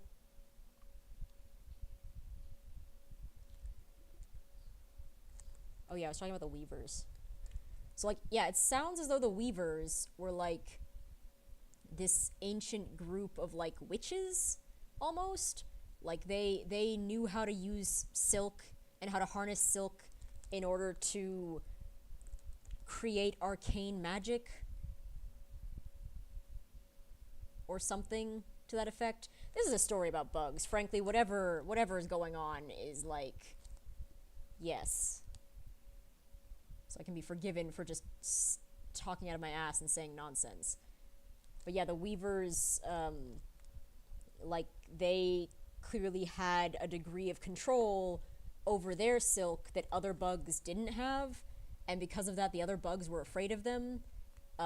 So they kind of subjugated them, but in some areas they were being treated almost like gods, and then in some areas they were being treated really badly, or they were being forced to just use their abilities to create abominations. So, like, it's very, very Elden Ring, very Dark Souls-y in that aspect of the subjugating an entire race of people in order to make them make your iPhones. So yeah, that seems to be something that was implied, is that the weavers, there's none left. Like, Hornet is the only technically a weaver that's left, and she's not even really a weaver. She's, again, like an abomination. Like, anytime she talks to any of the, like, the actual, what is her name, the Widow, or, like, the First Sinner, who doesn't talk, she just screams, and her attack set is very similar to the Widow. But, like, anytime they talk about the weavers, it's sort of like they are an extinct species. They all died after making all of this nonsense and creating this godlike being who now rules over Farloom and takes care of it, but also is kind of wishing for its destruction, because even though she is a godlike being, she seems to also be a prisoner within this place. By the way, I'm done with the hair, so I'm going to merge the hair and the color layer into each other and just rename the color layer accordingly. I am also going to just decrease this a little bit more. There we go. Like, I want the hair to be very bright, so I'm not going to do a lot of shading in it. I've also completely changed the way that it looks compared to how it looks in-game, and that's mostly for the aesthetic of the tapestry. I feel like if I made it look more like this, it wouldn't really fit onto these other pieces as well as it does. And again, let's just take a step back, have a look at the entire thing as a whole before... Cool. That looks good, I think. I'm just gonna have a look at it. Yeah, I think that looks good. I can just zoom in a little bit to show everyone what I am seeing. It's getting there. I am super excited about how this is gonna look as a tapestry. I think when I eventually place the order for the tapestry and I get it and it arrives, I will take photos of the final thing and send them on Instagram and stuff. I don't think Twitch has settings to be able to send things like that, but yeah, I'm gonna show off to everyone once this is done. Once this is done, I will show off to everyone. Okay. Put my tablet back. I think when I do the abyss, I'll move the model into the abyssal animation. Just for the kicks. I mean, I will say, like, I don't really watch VTubers. VTubing? Whatever you call it. I'm not really in that scene. Like, I mean, I'm not really in any scene, frankly. Like, everything I've been doing here has been kind of just a random... like, life has come here, and now I'm here, too. I'm also just gonna make her blades, like, over her so that there's more room to see what they look like. They're very, they're like half pieces of scissors. Like, they're like one scissor. It's been removed from other scissors. Like, do you see that? Like, these could be put together and form scissors, but they're, like, not full scissors. Anyway, Right, yeah, like, so I'm not really versed in these things. Like, I know about VTubing and VTubers, like, my one friend, who is, um, a VTuber, her name is Blue Haired Baka, or their name is Blue Haired Baka, and, they very kindly actually took me through how one goes about doing the VTubing stuff and PNG tubing and what that looks like. So they took me through all of that, um, in relation to their own experience, because they'd been doing it semi professionally, I think, for a number of years, but like semi professionally because as a student they couldn't really like do it professionally, but they're very good at it, and you should check out their channels if you follow any of this stuff and care about that sort of thing. Follow them; they're awesome. Um, and like took me through kind of the basis of all of this stuff, and I was kind of like, that sounds really cool, because like I already knew about it, but I was like, it sounds really cool as a concept, because it's kind of like role play, I guess, like D&D tabletop role play, not the other kind. um and like that's fun. Like it's just about like a fun exercise that you can do with like minimal acting experience, knowledge. Like, I'm not a good actor. I did drama in high school, and I mostly enjoyed like the directing and theoretical aspects of it. I did not enjoy the acting. I think in general, like, I have a very low affect, so it's kind of hard to, even in um like simulated scenarios, it's kind of hard for me to just sound less like this. So like, yeah, acting has never really been something that I've wanted to do. Um, but I can totally understand, having now made this model, why it is that so many VTubers like immediately adopt like a really cutesy cadence. Like, I'm not really looking at my model right now, but if I was doing anything in which I could see my model, I would probably also be kind of adopting a cutesy cadence, because like it's so cute. Like, it looks so nice and cute, and like you want to pinch its cheeks, but like, yeah, it's also like it's moving to you. And I think there's an aspect of just being human, in which when you see something that mirrors yourself, you kind of want to mirror it back. Like, it's the reason that children will pull faces in the mirror and like make noises and do stuff like that, and it drives their parents crazy, and they're like, stop doing that or your face will stick like that, which there's no scientific evidence of that whatsoever. And actually, it's probably good for you to do that, because it helps you with developing social skills and masking skills and other skills. It's probably good, is what I'm saying. My parents never like cared about stuff like that, so like I did it when I was little, and then I stopped doing it eventually because I was like, this is stupid. But other than that, it's probably good for you. Okay, so this edge of this sword is gonna be the hard part, because I want to make sure to get the blade to look like a blade. But if I go too far with it looking like a blade, it's gonna curl like it's doing there, and I have to erase it.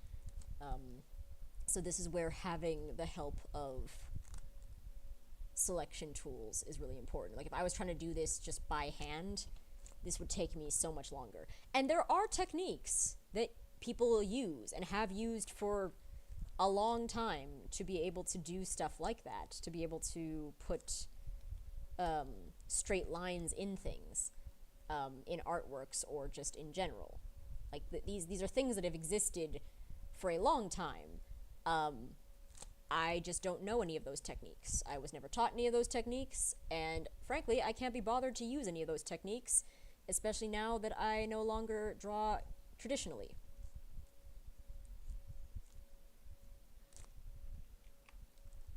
On that note, like, when I say I no longer draw traditionally, like, there have been times in my life where people have asked me to draw traditionally, so it's like, I can do it. In a lot of situations, I can do it. Like, I've done quite a few murals in my life, and every time it was ass, because I feel like every time I did it, I ended up with a final result, because again, with all the planning, a final result that didn't look exactly the way that I wanted it to. And like, both times it was like for voluntary things. It was not like for a commission. It's like one time I was helping my friend paint her bedroom, and the other time was literally for like a charity thing that was happening, and they were like, we need someone to do a graffiti wall, and they were like, you know how to draw, do a graffiti wall. And I'm like, that's two different things, but okay, whatever, it's for charity. Yeah, so like I do feel like there's a big difference, and like because it's a different medium. It's like asking someone who sculpts to paint you a chapel, or like someone who paints to make you a like a glass window sculpture, like the sorts of things that are in churches. Like they are different mediums. Like they might both require a degree of artistic understanding, and like some rudimentary skills might cross over, but like they're different things. And that has always really annoyed me whenever people kind of just don't want to understand that, because it's one thing if like people just don't understand, I explain it to them and like, oh, okay, yeah, that makes sense. But it's another thing when like multiple times in my life I have explained to someone like, no, I cannot make you a mural for your office because I am not a mural artist, I am a digital artist. I can make you a poster which you can have printed out on wallpaper and then paste that in your office. And then I've had that person be like, I don't understand why you can't just do what I'm asking you to do. And I'm like, because you're not, what you think you're asking me is not what you're asking me. You think you're asking me to do a thing and I'm just being like difficult, but that's not the case.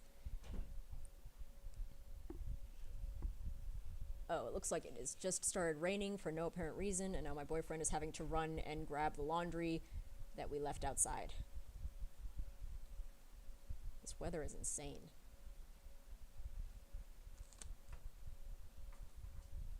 Thank you.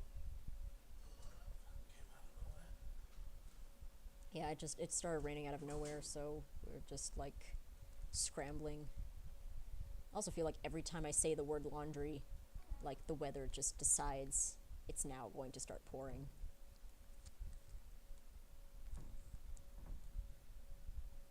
That is what it does.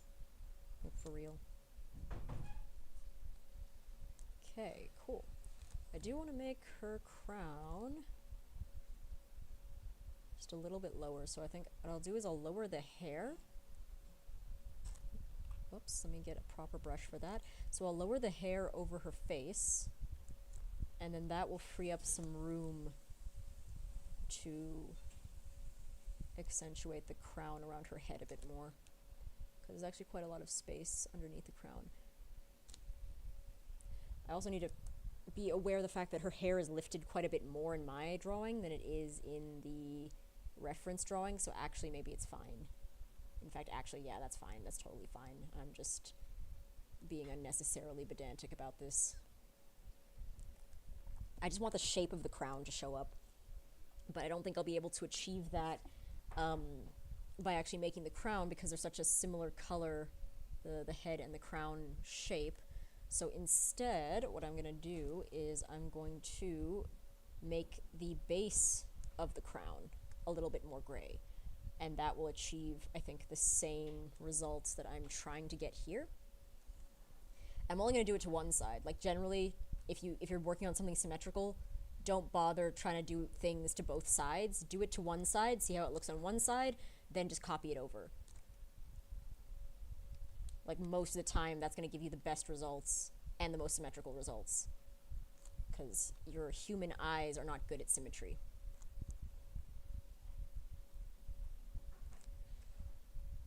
So Control C, Control V, transform that over.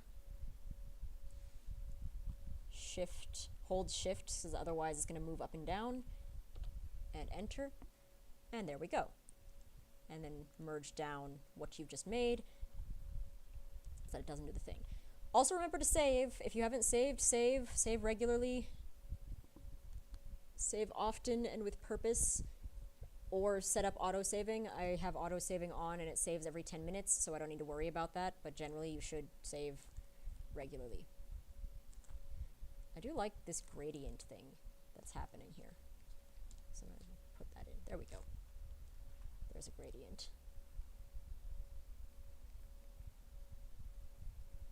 I'm just going to put like a little indicator there that that's like a leg. Lock off the pixels.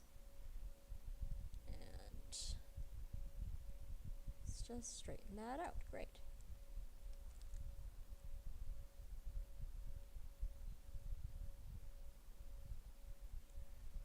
Yeah, she's kind of, there's a bit of a gap between her legs here, her one needle leg that she has, because she's like, it's like she's like a bobbin, or she's like a needle herself, but she's like, I think she's like a bobbin. Like her hair is like the silk coming from a bobbin that is her body. Like she is entirely become the tool that she was created to be, and not like a sentient being. She's just become like a thing that's used for the purpose of spinning silk for everyone else's needs. It's very sad. I don't even know what's going on in this story, but it's very sad.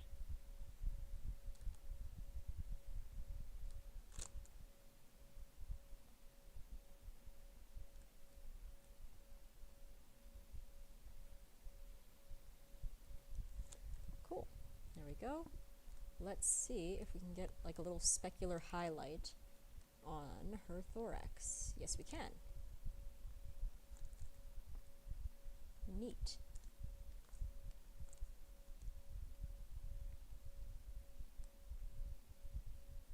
And moving that up, bring that down. I'm kind of just doing cleanup here. Like I wouldn't have had to do cleanup if I'd made all of this sort of separate, but I didn't, so 2020 hindsight. You may or may not be able to hear the lightning behind me. Probably not, actually.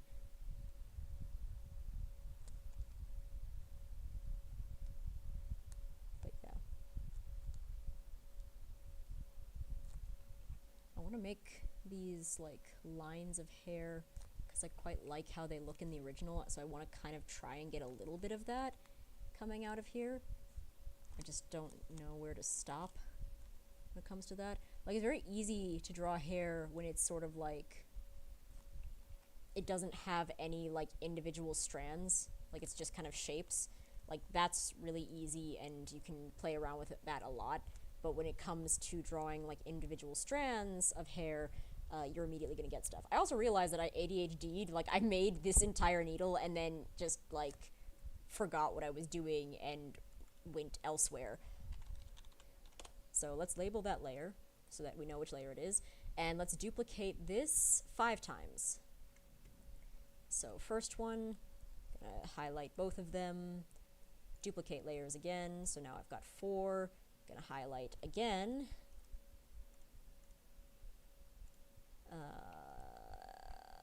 yeah, I need, wait, how many do I need? I need 6, so, wait, how many more do I need? I need 2. Okay, cool. So I now have all these needles copied. So starting from the needle that's the original, I'm going to go up and I'm going to place this into my canvas wherever it needs to go.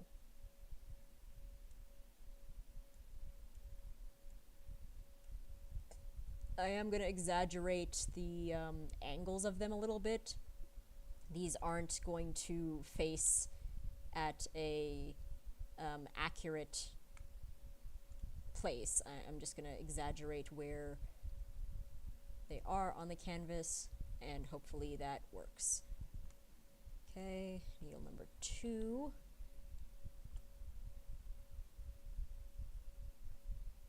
Like, I want all the needles to be on the canvas, is what I probably should have just said.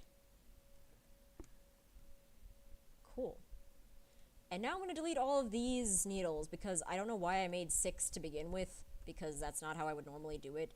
So I'm going to duplicate them now when they're in that position, because since they're now in the right position, I can just move their pivot point to kind of the center, flip it horizontally, and now I have perfectly symmetrical needles. And I'm just going to put all of these in a group.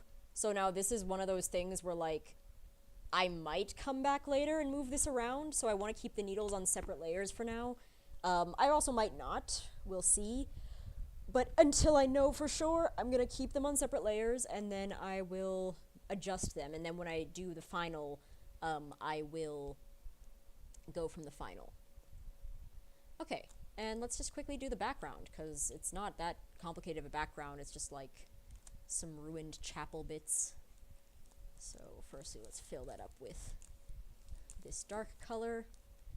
I'm gonna select color dodge to get this sort of glow effect.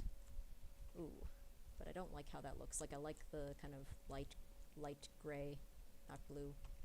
Ah, you're not doing that, so maybe not color dodge. Like, sometimes color dodge is the answer, sometimes it's not. In this case, it's not.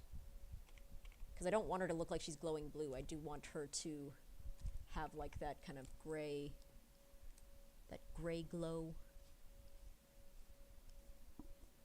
Because she is a major part of this piece.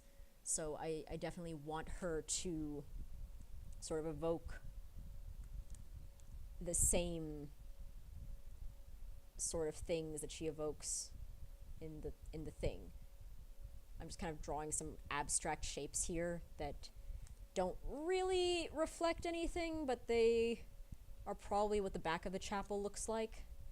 Like, there's some bits hanging down here. I'm literally just looking at the reference and copying directly, but like copying the impression of what I'm getting, not the actual thing. Cool. And then I'll fill that up with gray. By the way, this is on a different layer. I'm not doing this on the same layer. I will then lower that opacity quite a bit. And again, the same as what I did with the Cogwork Dancer's background, I'm going to apply a field blur. This field blur that I'm going to apply is going to be a lot heavier, I think. Yeah, so something like that. So just to give like the vague impression. Like, oftentimes if I'm doing a piece and I don't want to bother with the background, I'll just give the vague impression of a background using like random shapes and then a field blur. And that has worked very well for me in the past, so I just continue to do it. I'm gonna sip my coffee. I don't know if you guys can, you probably can't see this because it's not part of what OBS is gonna pick up in the recording, but I've got a progress bar on my screen that says blur, and it's just slowly going up. May or may not be able to hear the lightning there, but yeah, it's just slowly going up. Very slowly. Yeah, no, I've just looked in OBS. You can't see it at all. It's not yet made progress. This blur that I've chosen to do, it's taken its time. There we go. All right. So then we pull back, and we have a look at this. So I'm looking at it, and two things immediately that I'm seeing. So first thing that I'm seeing is that I feel like the area, just the background for Mount Faye, doesn't have enough detailing in the background. Like, the other backgrounds are quite blurred, and that's just like a straight flat to blue. So I'm just going to add a little bit of a gradient to it so that it's not as flat straight to blue, and that will hopefully just help that to feel a little less like stark. I'm also just going to add some grays here and there, so sort of like it's like misty, and I think that'll help it to just feel a little less like flat, and it will just help that to come in. I really like how that blur and that blur kind of complement each other, but I do almost feel like this one has too much weight. So like this one, and like, yes, this is the scene that I said I do want it to have more weight to it, but I think it's just a balancing act, so I think I can just lower that a little bit. The other thing that I want to do is I maybe want to make this a little bit redder. So this is now where I'm going to use hue and saturation settings, because that's going to show me much more succinctly, like it's very subtle. Like, you might not even be able to see on your side what I'm seeing here, but I'm just kind of pushing up the browns and stuff. Might also just make that like vivid light or soft light or color dodge. No, that's not helping.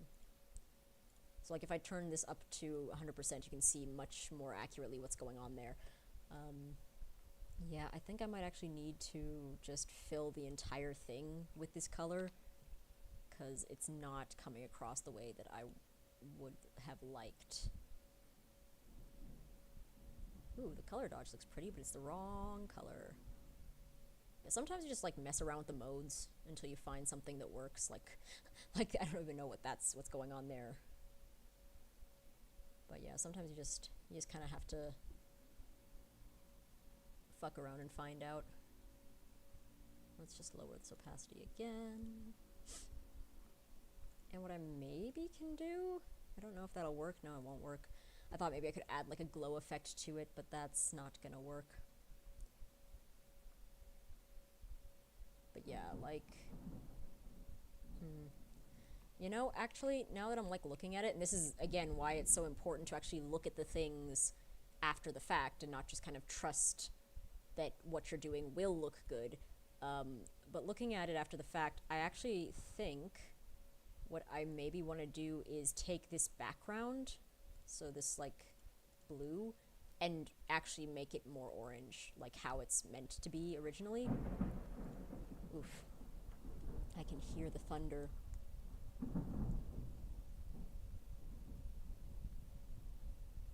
So I'm just gonna do that. I'm gonna try and make it like more orangey as it kind of comes up into what's happening there.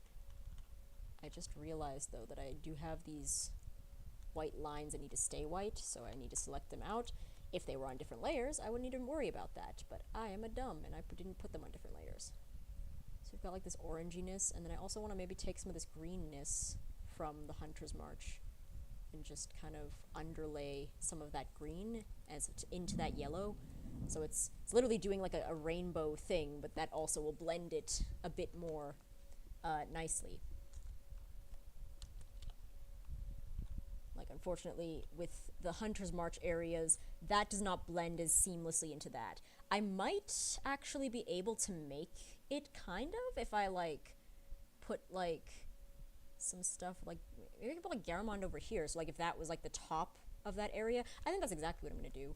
So instead of this just kind of terminating into nothing, what I will do is I'll put like moss on that, so it's like a flat platform, and then I will have Garamond and Zaza standing on the top of that flat platform, and then any other characters that I kind of want to be put in addition will just be standing on that as like a flat platform,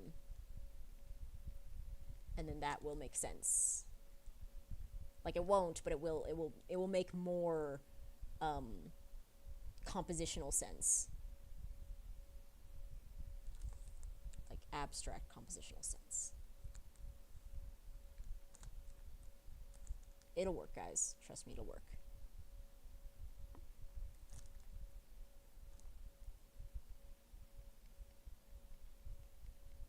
I'm noticing line art here that I don't know where it belongs or who it belongs to, but it needs to get out of here. Ugh. Okay, it's literally just there's line art called the Hunter's March here that I don't need anymore, so I'm just gonna delete that.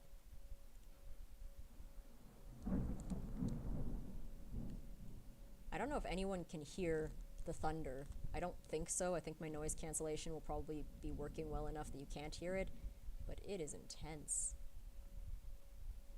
Sheesh.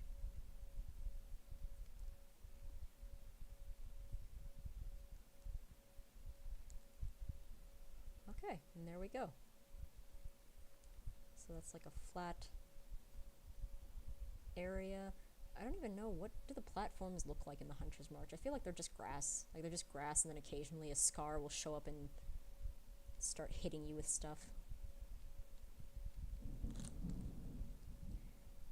I feel like the scar ants in this game are perfectly representative of how actual ants are. Like, they just come in and they start destroying everything that you've built.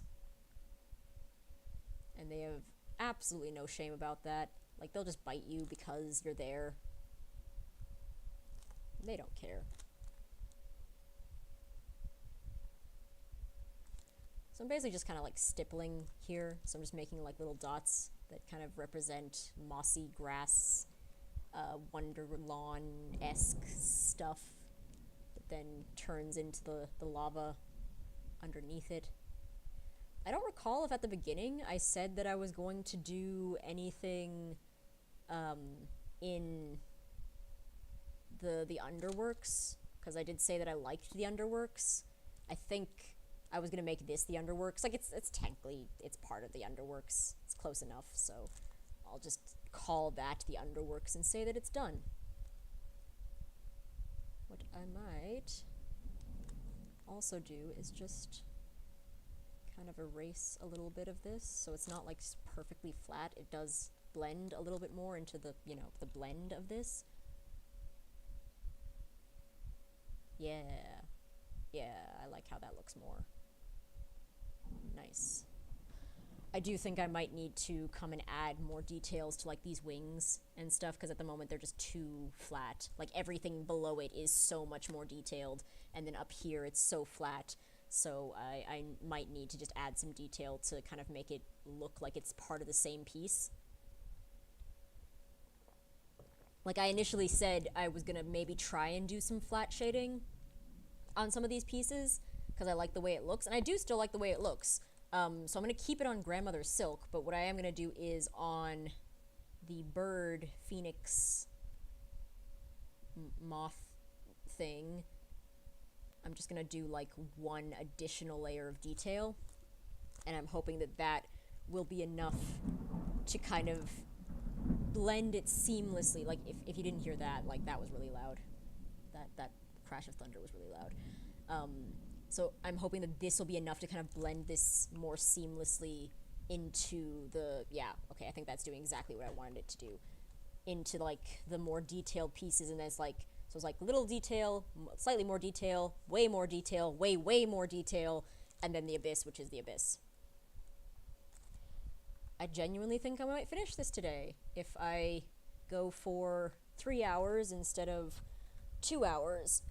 And I might just do that because I want to finish. I want to finish because I have other pieces that I want to work on now. Like, I'm really enjoying this piece, don't get me wrong, but there's other stuff that I want to do today, and also, like, with other things. What I'm going to do is I'm slowly going to just turn off the layers that are no longer going to be in use, because I am now at the point where I only need some stuff. Oh yeah, I was gonna put Chakra here. I think I'll put Chakra here and I'll put Garamond here. So then they're both like there as important characters that mean a lot to me, but also they're not like in the piece. And this is also where it's probably a good idea to write down your intentions, because if you just don't do that, if you don't like make notes of that, like I will forget in the next session. So I'm literally just gonna make a new layer, and this is gonna be like the checklist layer, and I'm gonna write, just turn off smoothing, because smoothing is the enemy of writing. Garamond, I think that's how you spell it. Garamond and Chakra. Okay, so this is on the layer, but it's not taking over layer. Oh my god, I've already lost it. Where did it go? Where did it go? I just had it. Is it you? Yeah, there it is. So let's just name this so I don't lose it again. This is called checklist. Anytime I'm doing commissions for clients, I will make a checklist, because especially if the clients have like a lot of details that they want in a piece, I will forget most of those details if I am left to my own devices. So checklist, always checklist. Okay, what I realized is I could also maybe just, I know I'm like going back and forth and all over the place, but I swear there's good reason for it. So this is the Hunter's March, and currently it's above the 4th chorus. But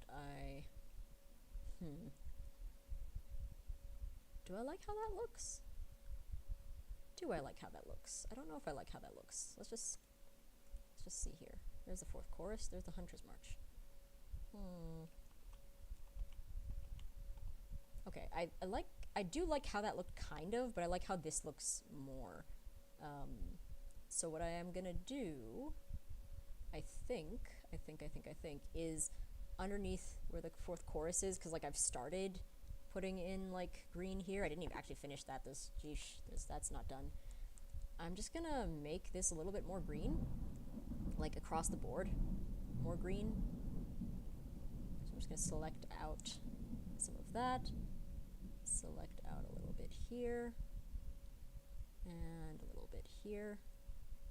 I don't want it to go over the plants because the plants are kind of in this weird space between them, and also that hornet layer is not on this layer, so I don't need to worry about that bleeding through.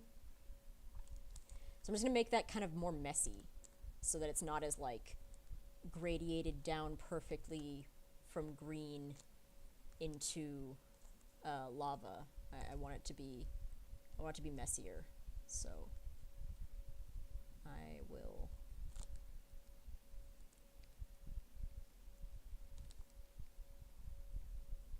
add these messy details.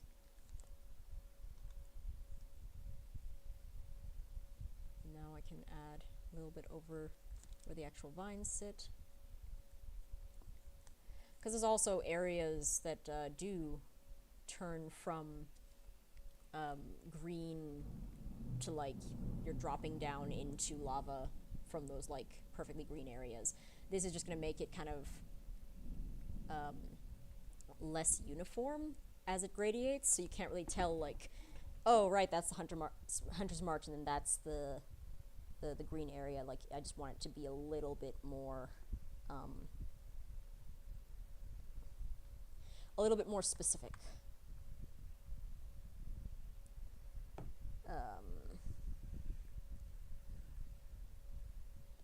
Cool. So let's get to the abyss. Oops.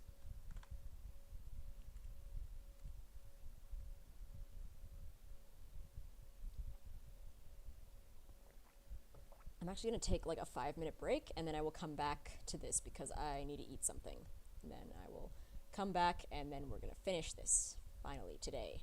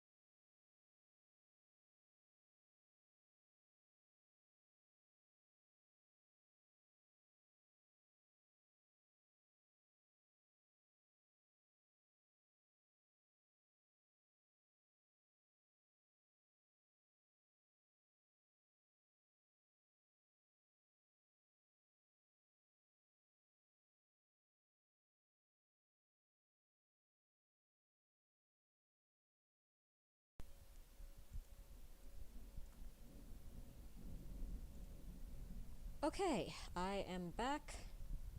So we are now on to the abyss part. So I'm going to turn on the creepy abyss animation for my model. Yay. I just love how this looks. It's so cute. And I'm also going to toggle my tablet back on, so we're going to be doing this at the same time. Ignore one eye blinking while the others don't blink, because that's obviously just because of the... it's just because of my glasses. Ugh. Yeah, it's probably better that I finish this up now, because I can feel myself sundowning. Okay, so we've got lace there, we've got the thing. Where is this line art? I just want to make sure that I know where it is. Okay, so it's over here, and there's lace. And there's a reference that I assume I'm not using. What is this? Ah, yes, that was the fade down cloak. I don't need that anymore. I'm also deleting references in case that helps Photoshop to run a little bit faster. I can never know. Okay. Yeah, okay, so this is kind of over most of the stuff. It's not over the fourth chorus.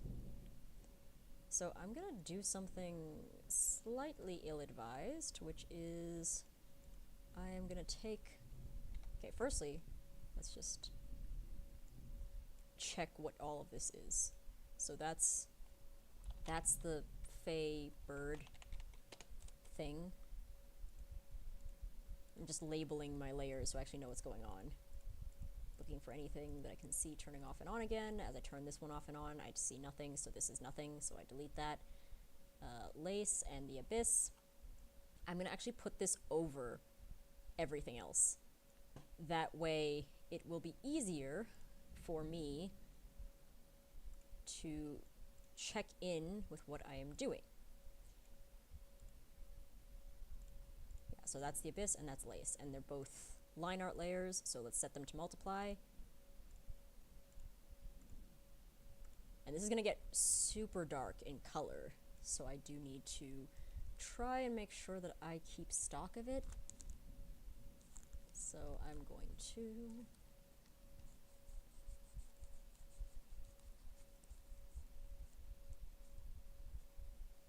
just add that. Like, it's fine if it stays mostly gray. Okay, I see already that I'm gonna need to at least move this flea above everything else, because it's otherwise it's gonna just disappear. So the flea can move here.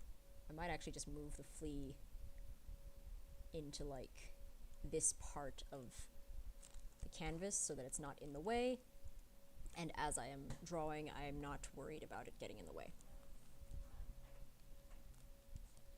Cool, so I kind of want this layer to be very, very dark. And then it kind of becomes like bluish gray. Yeah, so now I can start seeing lace again. And then it kind of goes like light gray. Now, oh, okay, I see. I'm drawing in the wrong layer. God damn it. I literally did not want this to happen. That's why I tried to make sure that everything was in the correct place. So I need to be drawing in this layer. Let's just move that flea back to where we put it. So put that flea over there. It can stay there, it doesn't need to move now. Alright, so let me just put this here and add that much darker stuff above. So this background is gonna be a bit more intense than the other backgrounds that I've done, because I am gonna do like more of these kind of random outcropping-esque things in the background of it that you can see. Like, it's like debris, but it's also like bits of stone and other stuff. So I am gonna actually put those in. So I'm gonna make a new layer, and I don't know if should they be darker or lighter? I feel like in the reference they're darker. I'm gonna make them lighter because I think if they're lighter, then they're going to help me to showcase the characters better. So I'll do that, and then let's blur this. Like let's blur this like a lot, like a lot. Because then I get like Lace over there who's got some highlight and then some random stuff here that's just kind of there. Okay, and then we hit OK. And obviously I could have just made that by hand, but I do feel like when I make stuff like that by hand, especially given like the way the blur works, it is kind of moving stuff on a pixel level. If I try to do it by hand, it's never going to have the same amount of, like, bizarrely enough, it's never going to have a low enough quality if I do it by hand. I kind of want it to really, like, I want the quality to really start to lower. Because even if you're blending stuff to create the illusion of a blur, it doesn't necessarily give what you're... Oh, jeez. It's very thundery. I might actually need to stop because I don't want my computer to be running if the thunderstorm is right overhead, because I have lost things to thunder before and it's not fun and I don't want to risk losing my computer. So, yeah, that was intense. Jeez. That literally shocked me.